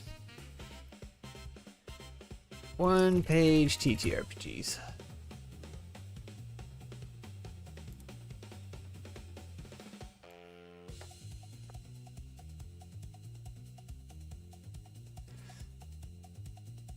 Cracking your own head to find what to do with my submission to the jam. Take like a piece of something you're working on. Like your wargame or something else. That way you already have something.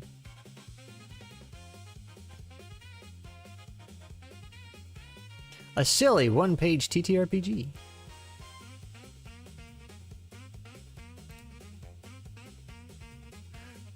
There's been a terrible crime. Group of outstanding fellows, also known as Goof. Characters and the outcomes are resolved by drawing prompts written by the players and the referee. Okay, so that's like a party game. A one-page GM-less exploration RPG.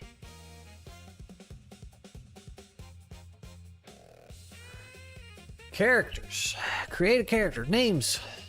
Quests, injuries, treasures, supplies, inventories. Suite indicates a character's personality or specialty terrain type. And which is that the front page? I guess it is.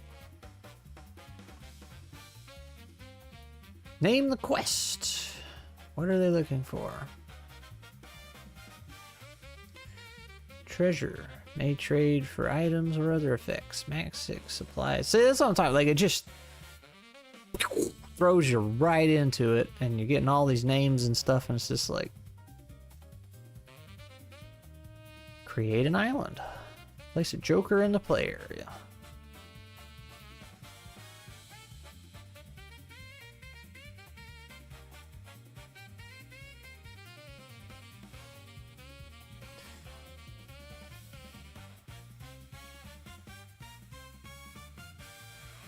It is a silent, all-texting game. Weird.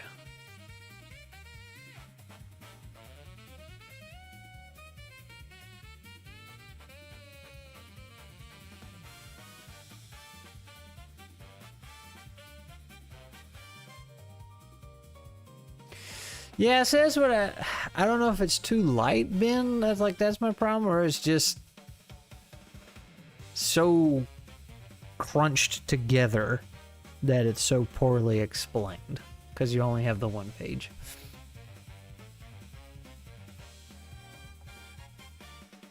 Because like Tricube's pretty fun and you could fit it on one page, so.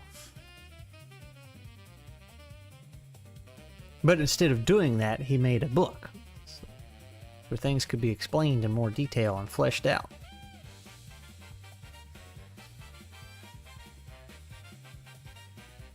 Do you just find it offensive? I don't know. We like them odd likes.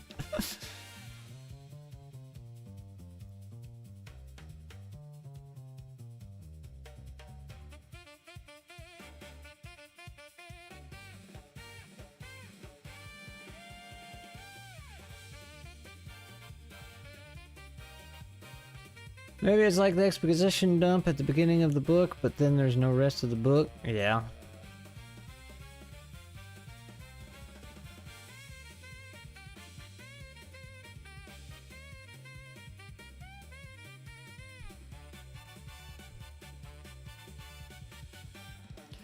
Parties moving into a blank territory. Roll a die. On a 1, 2, or 3, treat it as a challenge. That's challenge 2 good lands. On 4 or 5 is challenge 5 terrible beasties.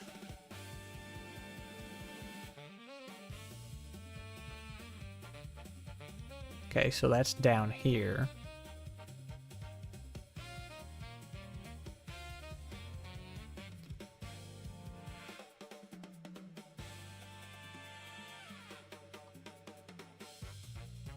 Failing this party challenge adds 1 injury, success adds.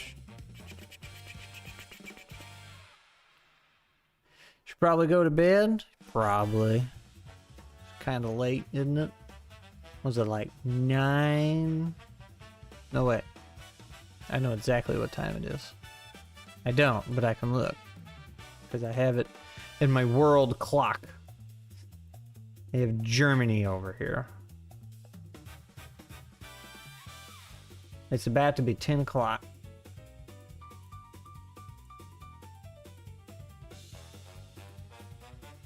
Yeah. Look at that. 9:40, exactly.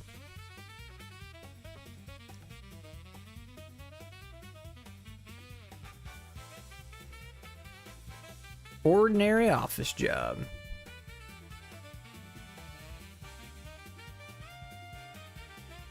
Dave was trying to make a few one-page things. He had this challenge. I think he wanted to make a one-page RPG every month.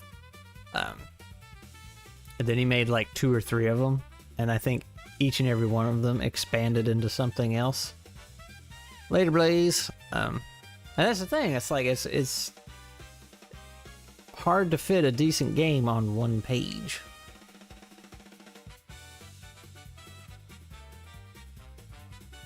Maybe it's I feel like if I'm gonna spend time learning a game, I want there to be more of it than just this little one-page thing.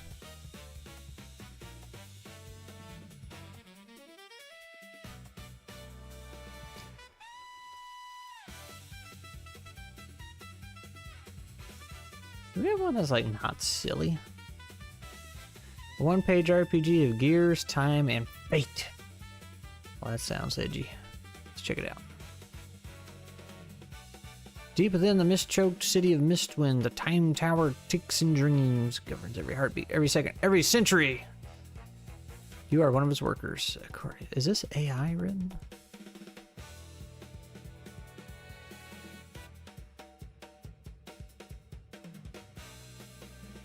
Oh man, sounds a little. Nope, it says human made all over it right there. I have my doubts.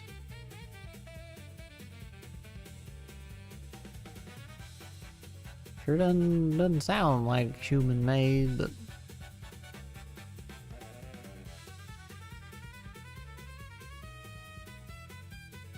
okay, I was looking for free ones.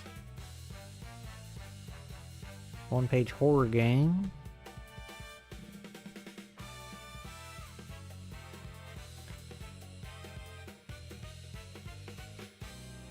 Sneaky battle wizards.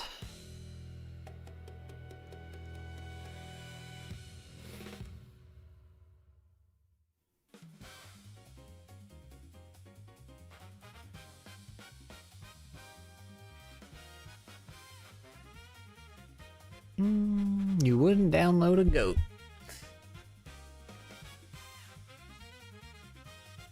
Scratch this size matter.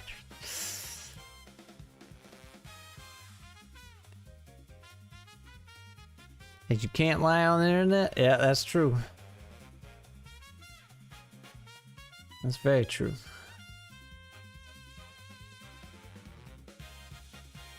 One page TTG radio on a family dice game and something.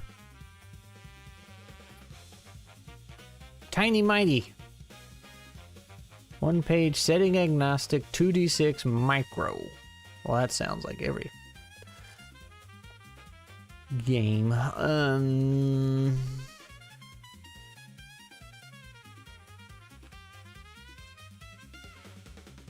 Simply just one double-sided page and a single character sheet. We fit 2 to a page. Okay. Well, let's go try it out. Tiny Mighty RPG. Well, what's the difference? Oh, one's a... Never mind. There it is. Oh, the YouTube chat just decided to refresh again. Tiny Mighty RPG 1.0. I like the name. is a setting agnostic micro RPG that relies on imagination rather than hefty rules tomes. It is a toolkit to construct the character you want to play in the world you want to play in. To play Tiny Mighty, you need this double-sided page. Yeah. Character sheets, erasable pencils, and 3x6 sided or 3 6-sided dice. Here we go. Here we go. Here we go. I got my dice. I'm gonna play agnostic church. Minis, tokens, and terrain are also helpful. If a player attempts something where the outcome is in doubt, the player rolls 2 6-sided dice to determine if they succeed or fail. Very common mechanic. The player then adds their 2 die results plus the relevant skill. On a 6 or less, they fail. Oh, they fail to jump to the other side. 7, 8, or 9, their fate is in the GM's hands. They may fully succeed, fail, or a bit of both. On 10 or 11, they succeed, nearly. 12 plus, they succeed even impossible-ish tasks. 4 skills are physique, wits, charm, and senses. You have advantage and disadvantage. The DM can choose to give the player advantage on their roll if the player's story would benefit them in facing the challenge. The player rolls 3d6 and takes the highest 2. Or the lowest if disadvantage. You still add your skill bonus. Combat begins with the player unless they are ambushed. Players then take turns in any order they wish, with the GM activating all creatures after players. Players and NPCs can move 1 pencil length and do 1 thing on their turn. Well, that sucks if you got a shortened down pencil you've been using for a while. Roll 2d6 to attack and add the attack bonus. If using fists, use the physique bonus instead. What is the... Did I miss attack bonus somewhere? Because physique is a stat.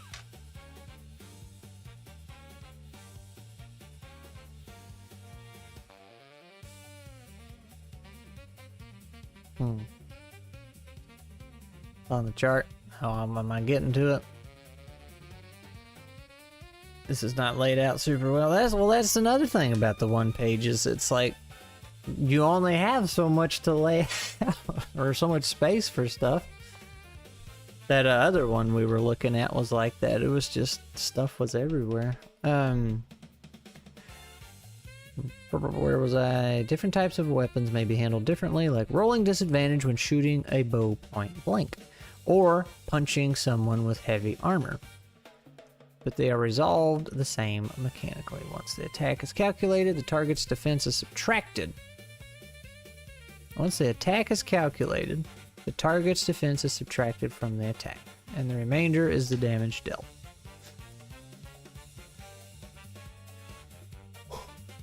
If a player falls to 0, they roll a d6. Oh, and on 1 they're dead. Yeah.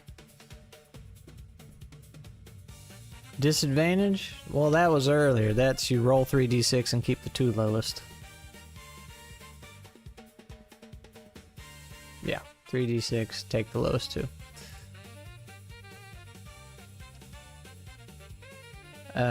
Once they attack, blah blah blah blah blah blah blah blah.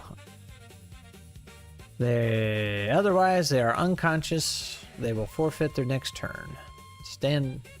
Oh, and then the next turn they stand up with 1 HP. Oh.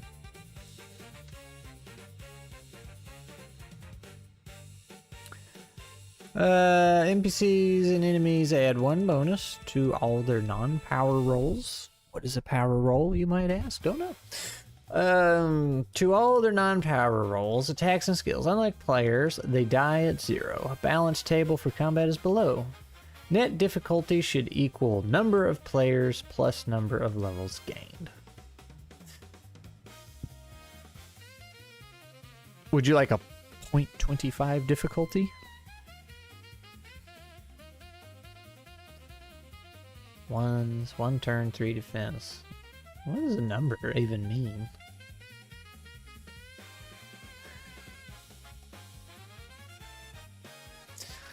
Weird. Enemies with more turns can go between player turns. Ooh.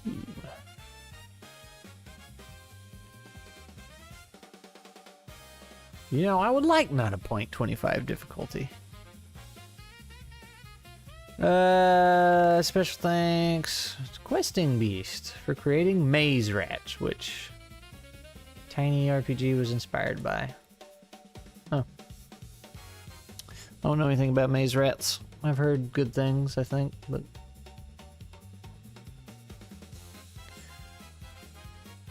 Character creation, write in your story. Your name and background, assign 3, 2, 1, and 0 to the 4 skills. Choose 3 of these options. The same option can be picked multiple times. Plus 2 to attack bonus or 2 to defense. Special power or 1 power use. Yeah. I mean, it's not bad. That was another thing. Yeah, me and Glee were just talking about this last night. How people like to say, "Well, you know, what is it? Restriction breeds creativity," and like that's what some people will argue. It's like, "Oh, well, if you're restricted to one page, it forces you to be creative." But a lot of the one pages that I've seen are 2d6, do whatever kind of thing, or poker decks. But because you have to face the music at some point, if you're limited to one page and dice, like. Probably going to be a lot of overlap with a lot of other things versus if you have a whole book you can do whatever you want with. I don't know, man. Maybe I'm just a hater.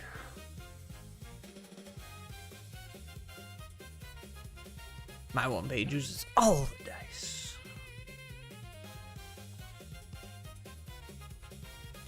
We should go back and look at all the one pagers Dave was making. I have to go scroll through the chat. GM tips. Be a friendly arbiter. Yeah. Avoid saying no. Oh no. It's one of those.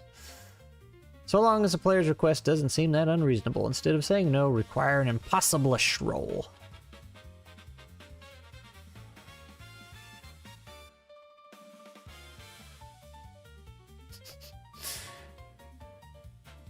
Get rid or modify any rule you see fit. Hey, at least it has an example, though. That's nice. Examples of advantage. Honestly, I feel like it could have just fitted on this one page. I guess this part helps. I say it could fit it on one page, but at the same time, I'm like, some of the stuff needs more explaining. No with extra steps. Yep. That's what we like.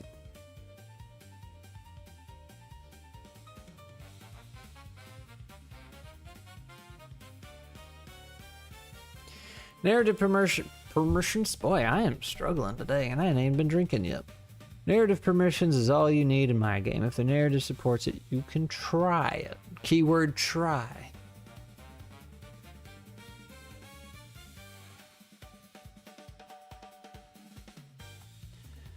Is there a game that doesn't support narrative nonsense?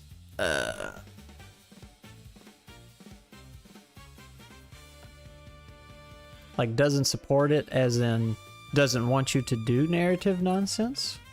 Or encourages you to do narrative nonsense? Because I've made the argument a lot before that 5e hates narrative in general, but I don't think that's what you're saying. What if the narrative doesn't support it, but you want to try it anyway? Up to the GM. Oh, that's for Cyro, not me. Okay.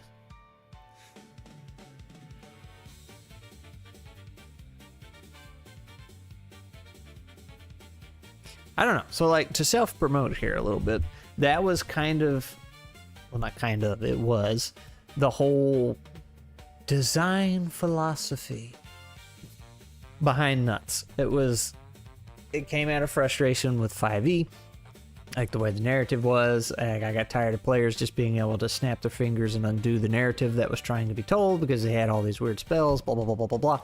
So part of it was grumpiness and bitterness. And that's why a lot of times I say nuts is for me. I didn't make it for other people. But I did want a way to not shut down players.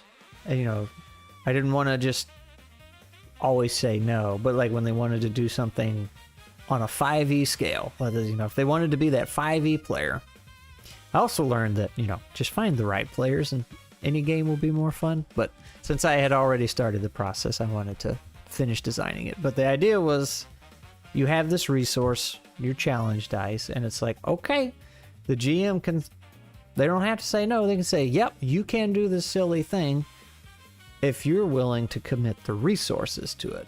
And then that makes the players like, oh, okay, you know, it was kind of funny, but I want to hang on to my dice. You know, I don't want to spend everything on that silly task. So I think it works. It's like if you're really committed to the bit, you can spend the resources, but you have to determine if it's worth it or not. That way the GM doesn't have to fight you.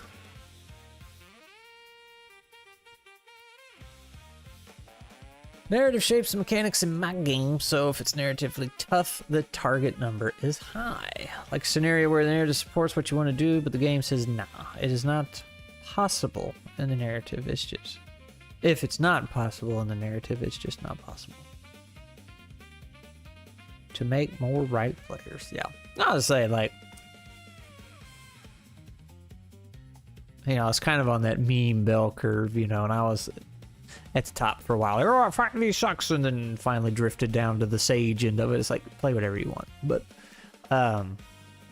typically, the people that enjoy 5e are not players I want to play with because they enjoy that kind of breaking the game way of playing and doing very silly shenanigans and just, you know, uprooting an entire story. You know, it's like the unintentional player versus GM mentality. Whereas a lot of other games I've played, not to say they don't facilitate that, but there's like, it's not how do I say this? 5e has this weird thing where it silently encourages players to piss off the GM. Like, because they give them all these tools to just undo whatever the GM does. So even if nowhere in the manual it says, hey, make your GM's life miserable, you're given all the tools to do it, whether you like it or not.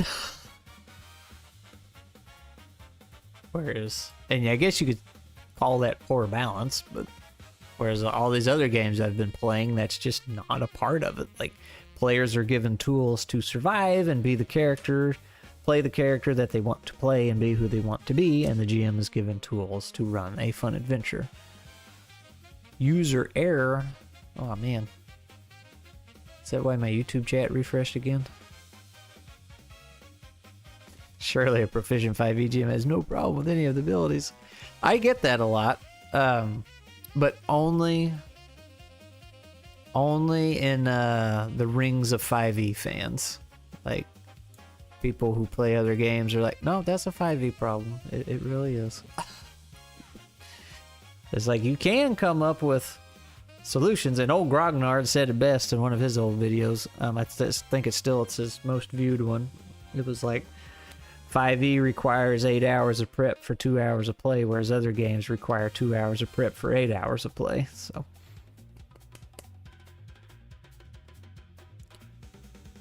hidden information dice encourages adversarial play and gotcha moments.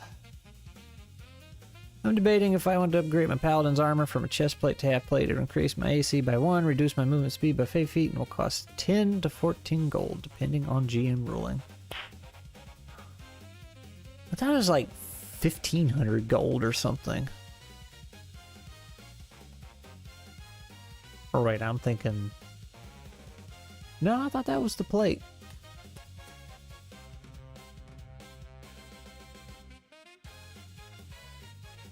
Or maybe I'm thinking it's like that much silver, and then when you go to gold, it's 10 to 15. Movement speed is a red herring. They're gonna come to you anyway.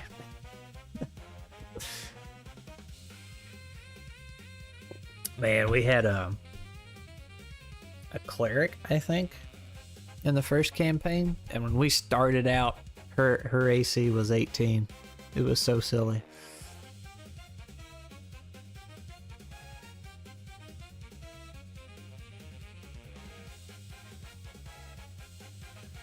Vara silly.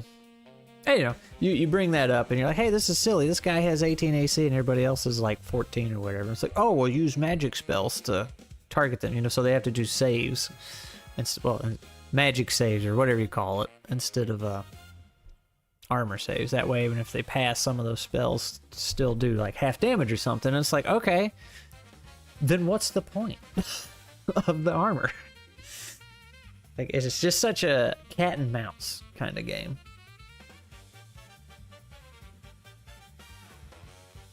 He started at 21. So is 21 and 3.5 just as egregious as it is in 5e? I started 5e. Woo, 22 AC. Was it a Warforged? Don't they get like some kind of armor boost or something?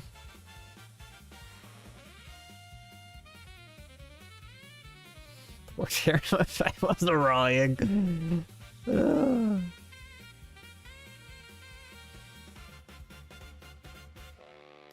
I don't know, man. Like I said, if it's something y'all enjoy, knock yourselves out, roll dice to your heart's content, but it is not for me, man. Pathfinder 2.1 rules. Chestplate is 8. Okay. Yeah. That's something totally different. That's right. You're the Pathfinder player. I remember now.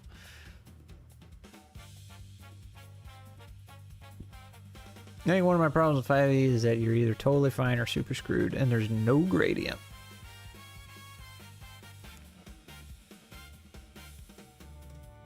Warforged and plate and shield with defensive. Yeah. Yeah. I do like the Warforged. I think they're cool. I just like robots. But I've heard that a lot of people supposedly do not allow them at their tables. They're like, "Oh, stupid, he doesn't need to eat or sleep or do any of that sort of stuff." Freaking robot in my fantasy city. Oh man, not the Warforged.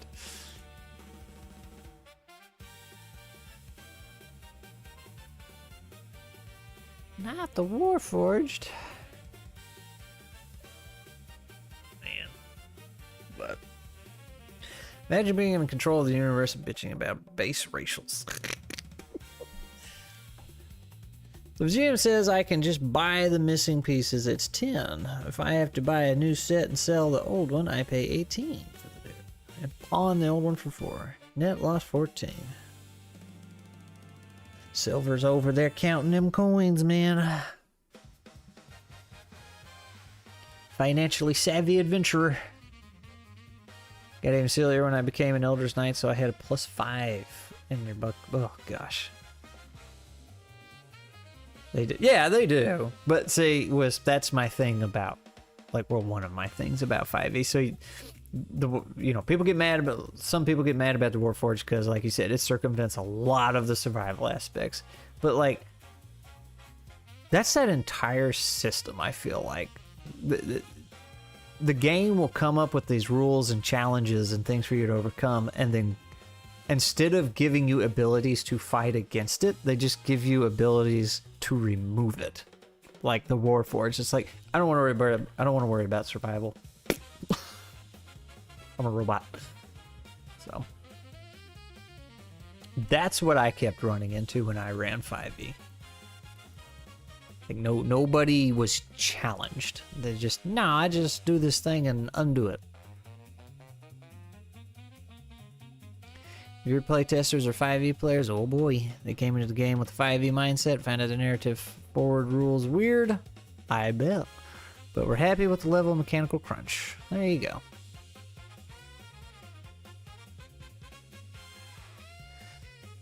Goodberry doesn't allow for... Oh, I got a whole video on Goodberry.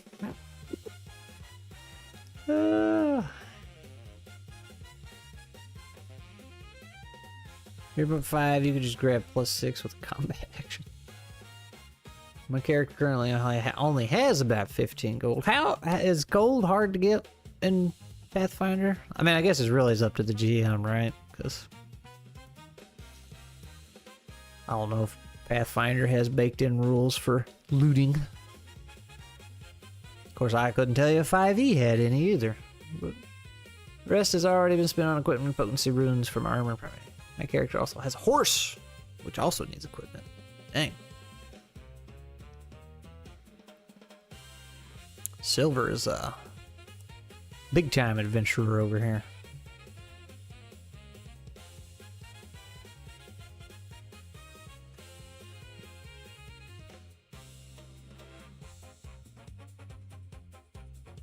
Never really had to deal with mounts. Seems like a pain. I'm trying to think. They got a... Didn't they get a carriage in the first campaign I ran? I think so. I think they ended up buying a horse and or two and a carriage. Just because one party member was wanting gold. And I was like, sure, here you go. Oh, hey, you need a horse to get to this other place. Now you gotta spend it. So.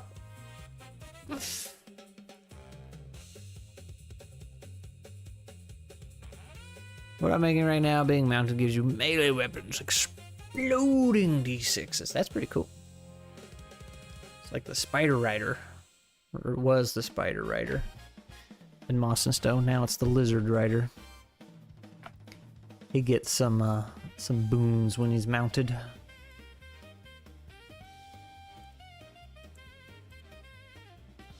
Now, I've been poo-pooing on one-page adventures, but I think that old gal I interviewed a while back, Rose, the author, I think the little systems she made are also one-page things. And I, from like 2 whole people, have heard really good things about them. So I have been wanting her to come on and try it out, so maybe she'll show us what a good one-pager's like.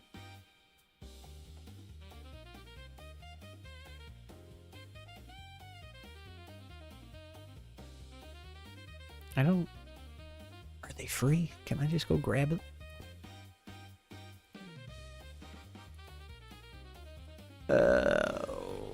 TR Nickel, was that her name? Heck yeah. Alright, well there's her site.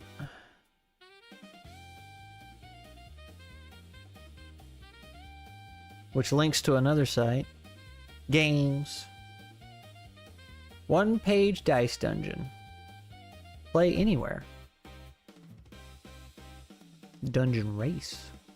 Full core system with world campaign books. Alright, well let's check out the one-page thing.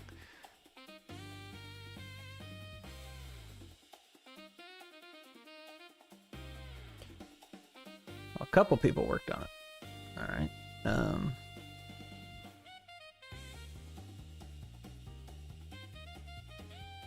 Oh, it comes with free flash fiction. That's what we want.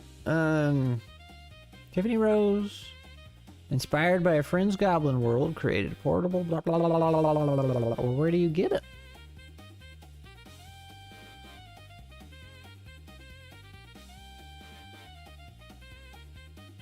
Here's some maps.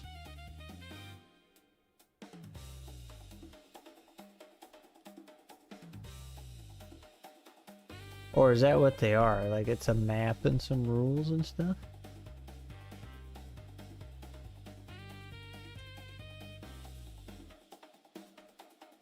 I don't get it.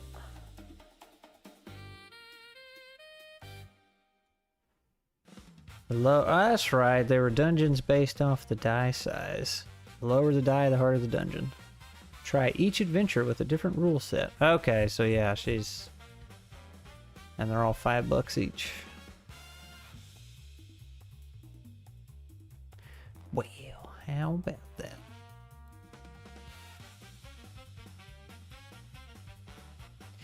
How about that?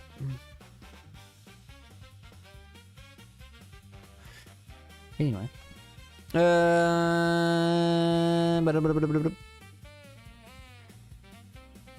I invited them to try and break my game. Oh, I bet they love that. The hyper-specialized DPS character barely managed to one turn a brute enemy, a standard brute, and they had to spend resources and extra actions to do it.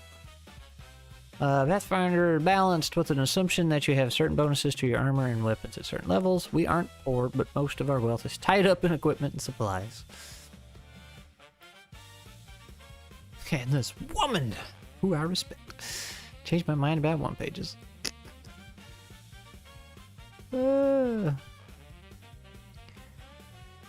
Crab knows how to play it out. The plus 2s and 3s are expensive, though we do tend get those runs as loot at about the time we need them. Scrat, do you prefer more serious games or silly? So, I don't know. It's thundering outside. When I got drafted into the ttrpg scene, and, you know, got pulled in and was like, hey, you need to GM this thing, get to it. I think I knew it wasn't going to be a serious thing, but part of me wanted it to be. Trying to remember where my mind was at the time. I know I wanted to tell a serious story, but I knew none of us were actually going to be able to be serious. So I was like, okay, I went in knowing it wasn't going to go exactly how I wanted. The group could have just fizzled. Well, yeah, but I didn't want to let it die. So, but I didn't think it was going to be nearly as silly and stupid as it ended up being. But that was 5E's fault, not anybody at the table. That was just the system, and that began my frustration with 5E. It's like, you cannot have a serious game with this unless you ignore most of the rules it comes with. So that kind of ate at me for a while. But then as I got to playing other games and doing one-shots, which are much, you know, more lighthearted, I do wonder if I would even enjoy a serious game. Because, like, we still had serious moments. Like, in between combat, basically. You can still have those serious story beats in the roleplay if people are willing. But, as a player, I don't think I would be able to be serious. I could be quiet and not run it for everybody else, but, like, you like to tell serious stories and influence from your writings, but you enjoy both silly and serious games pretty equally. You have not yet had a chance to play. Yeah, that's the thing. Like, I haven't had the actual experience of a serious one. So I think Glee pretty much nailed it on the head. I would be willing to give it a shot. But so far, like, the few things I've run have a serious undertone. But, like, how players engage with it's up to them. Like the campaign, the little mini campaign I was talking about, that I was going to run for Nuts. It is what you would call a serious story, but, like, players don't have to be serious. But, like, the world's in a bad state and they're going to face some moral challenges along the way. But there's going to be goofy and silly NPCs along the way and all that.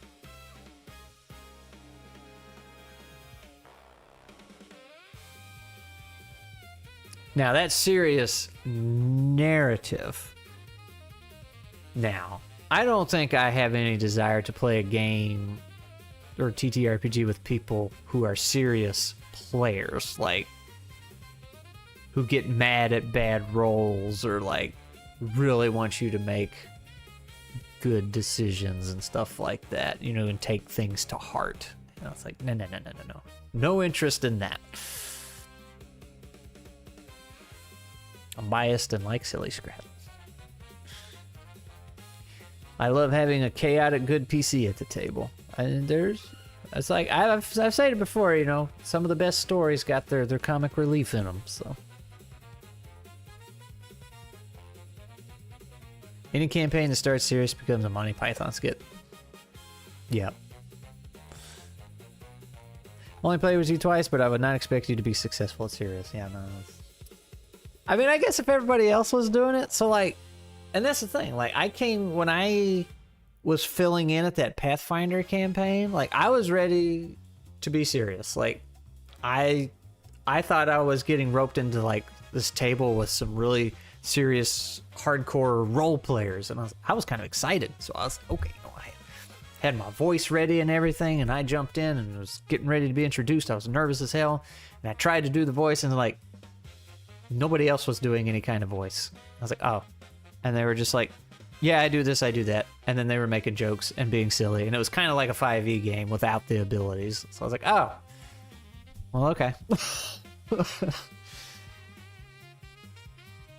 Our shift game was a more serious narrative. Yes! And I was distracted the entire thing dealing with YouTube, so I missed out. What does serious mean to you? That's really a moving goalpost. Yeah. I guess I'm flexible. I mean, it depends on what's going on at the table. I've just kind of defaulted to silly because that's what most people do. And it's because people are like, it's a one-shot, who cares? It's kind of like what Crab was talking about earlier. So I was just like, yeah, hey, man, I'll be the barbarian, you know, I'll smash everything I come across. But I don't ever let it, I don't think anyway, ever let it get to the point to where it's a hindrance to the party or the players. Now, if I actually have a character that has established some character, like, I will make choices based on that. But I won't do entertainingly stupid things that hinder the party and the players. When I think of serious, I really just think of players being interested in characters and world. Goofy is fine, but like frenzied rage squirrel with no interest in the underlying why is silly. I like my rage squirrel. Blood and bronze or black sword act definitely makes the game world more gritty. I'm serious about keeping the vibe silly. Playing Lamentations of the Flame Princess. Dark is overrated as hell. I'd say, like, you can... It's like a lot of things, you know, a right way and a wrong way to do it, or a good way and a poor way. Doing my best to make sure there's no serious meta building in my game. Players might be able to optimize for a role, but they lose out elsewhere. It's good stuff. So, I would be very interested in running a game, or a mini campaign, like the Nuts one I was talking about. Like, it's an old West style. I designed it before I knew about Clockworld, pretty sure. So, but it is a kind of post-apocalyptic Western, so with squirrels. But I would be interested in seeing that one played out in a semi-serious manner, like people are, you know, invested in the story and serious in the sense of playing their character.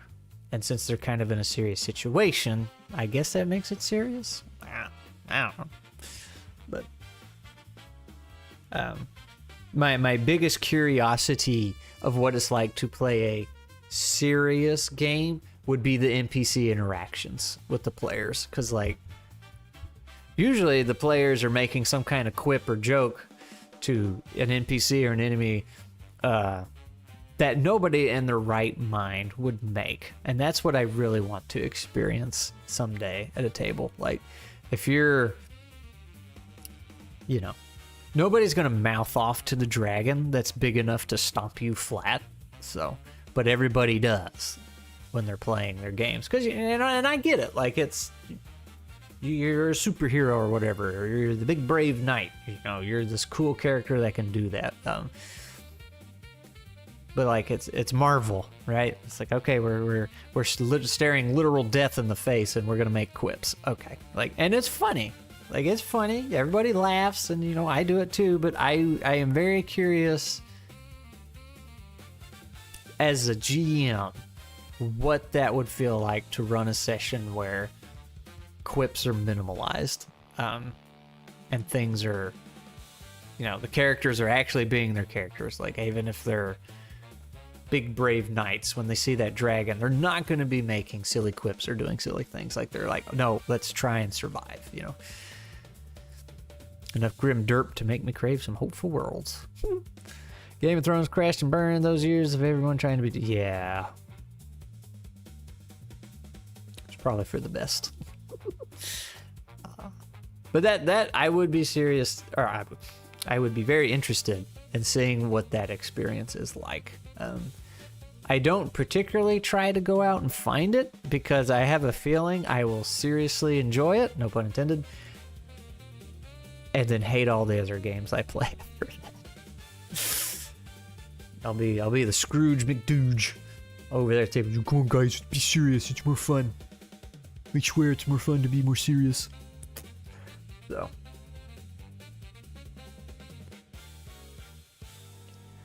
Silly games remain fun. Yeah. But I will be pining and longing for the serious one. That's the problem. Like, some serious folks get too serious. But I don't know, say like the shift game we played, Blind Bard she was in her character, you know, she was the captain, and you know, she was trying to make the right choices, and she was very in character as far as deciding what she was and wasn't going to do, and wanted to get the mission done, but was still having fun, you know. Meanwhile, I'm throwing smoke bombs, and the other blobs throwing explosives. We're just having a good old time. And the little tardigrade engineers waddling down the hallway. Theater kids, yeah.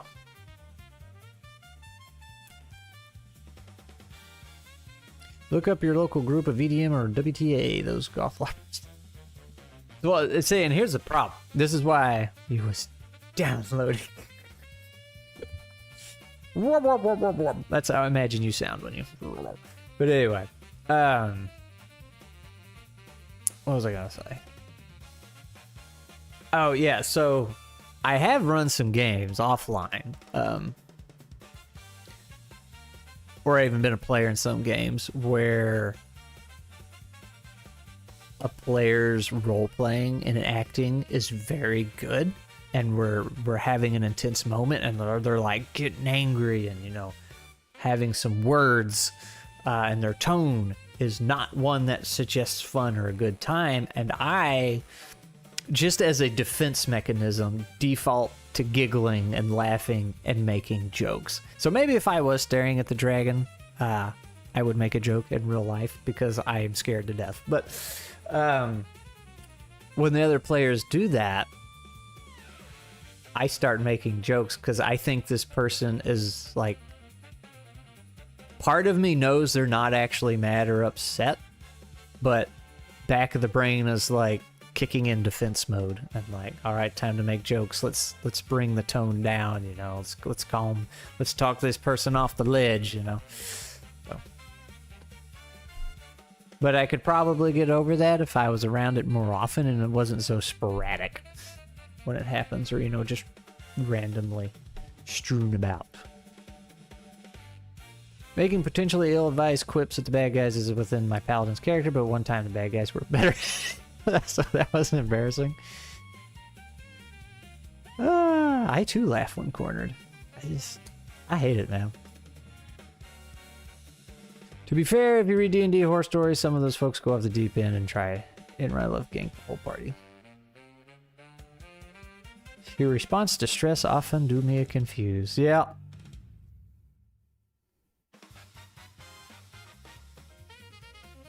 I think it used to scare you for a little while because I'd get so upset I'd start laughing and giggling. And you're like, oh my gosh, he's about to murder me. And everybody in this room. My barbarian rage is giggling.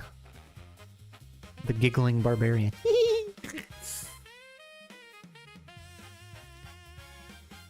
My first time getting mugged at Knife Point was a weird experience. Laughing and saying, please don't stab me.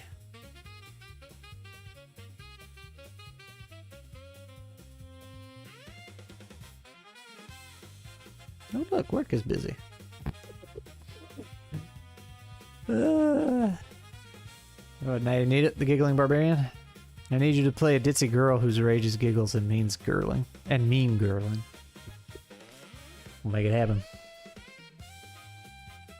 Make it happen, Captain. Gosh, I was in a call with the Dungeon Jam group a while back, and they were, I think it was Dungeon Jam, and they were talking about somebody went to some convention and they were at a table and they were running some game where everybody played as a girl, and this guy got really uptight and butthurt. He's like, I can't role play a girl. Or he's like, I will not role play as a girl and stuff like that. It's like, just calm down, man. Like, nobody's asking you to get into it that much. Like, you can just not role play and just roll the dice, you know?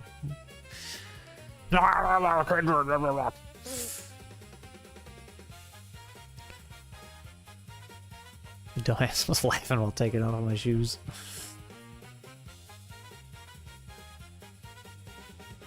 Have you played any lady character? Yeah, Struga was her name. It was when we played Hellborn. I was a massive barbarian lady. I was like 8 feet tall or something. I was massive. I don't think I was that tall, but I was super strong. Didn't really get into the character though. I just played her like a big brute. Barely did any talking. And Jacob was there, and he kept trying to hit on me the whole time. So that was fun. It's weird, because like sometimes when I play these games, I can't get into character at all. I get too nervous. And then sometimes I can dive right in. Like when I played with Steven Glicker, I joined that game. It was one of those dragon things for Pathfinder or whatever. I didn't know what the hell was going on, but I joined. Jacob invited me in, and man, I got super into my character, and you know, was doing the voice and acting silly and everything. When that one Moss and Stone game I ran, the caravan one, I felt like I did pretty good with the NPCs I was running, but sometimes I can't get it out. It gets stuck right by her, and nothing happens.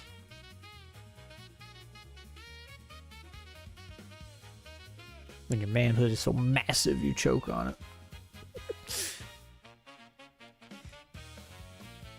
Oh, man. Wow. I think that might be the only lady character I played, though. Trying to think. I don't know what possessed me to be one. I don't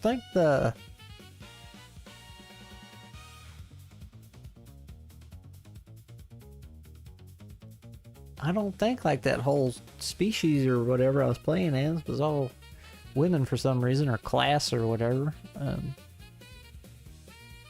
think I just found some cool character art and was like, yeah.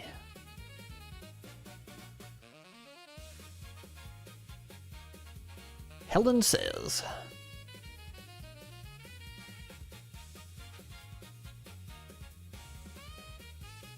One time my paladin was captured by a father skinsaw cult, but instead of confiscating my weapons, they tried to coerce me to murder someone and break my oath. In exchange for your freedom.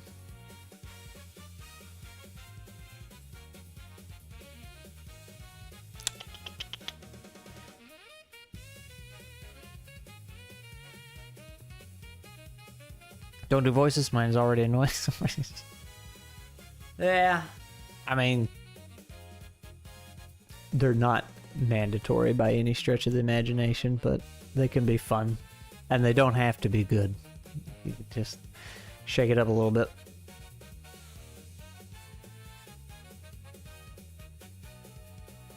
But I understand the pressure. Like, feel like they need to be good in order to do them.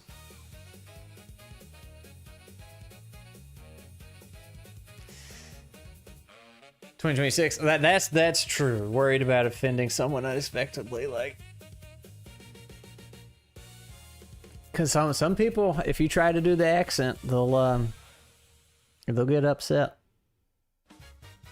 and it's like, come on, man, it's not that serious.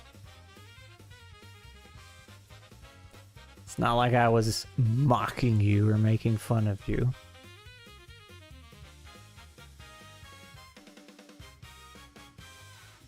You ever stop to think, hey, I thought that accent was cool, and I think it'd be really cool for this character, you know?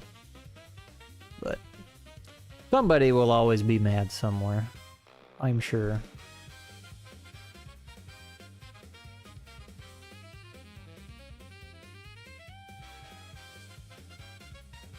You know, you can't have every NPC sounding Southern. You got to shake it up a little bit, you know?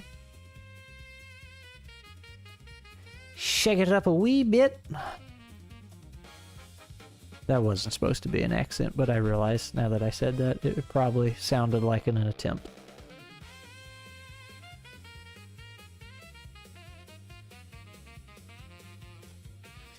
Anyway, I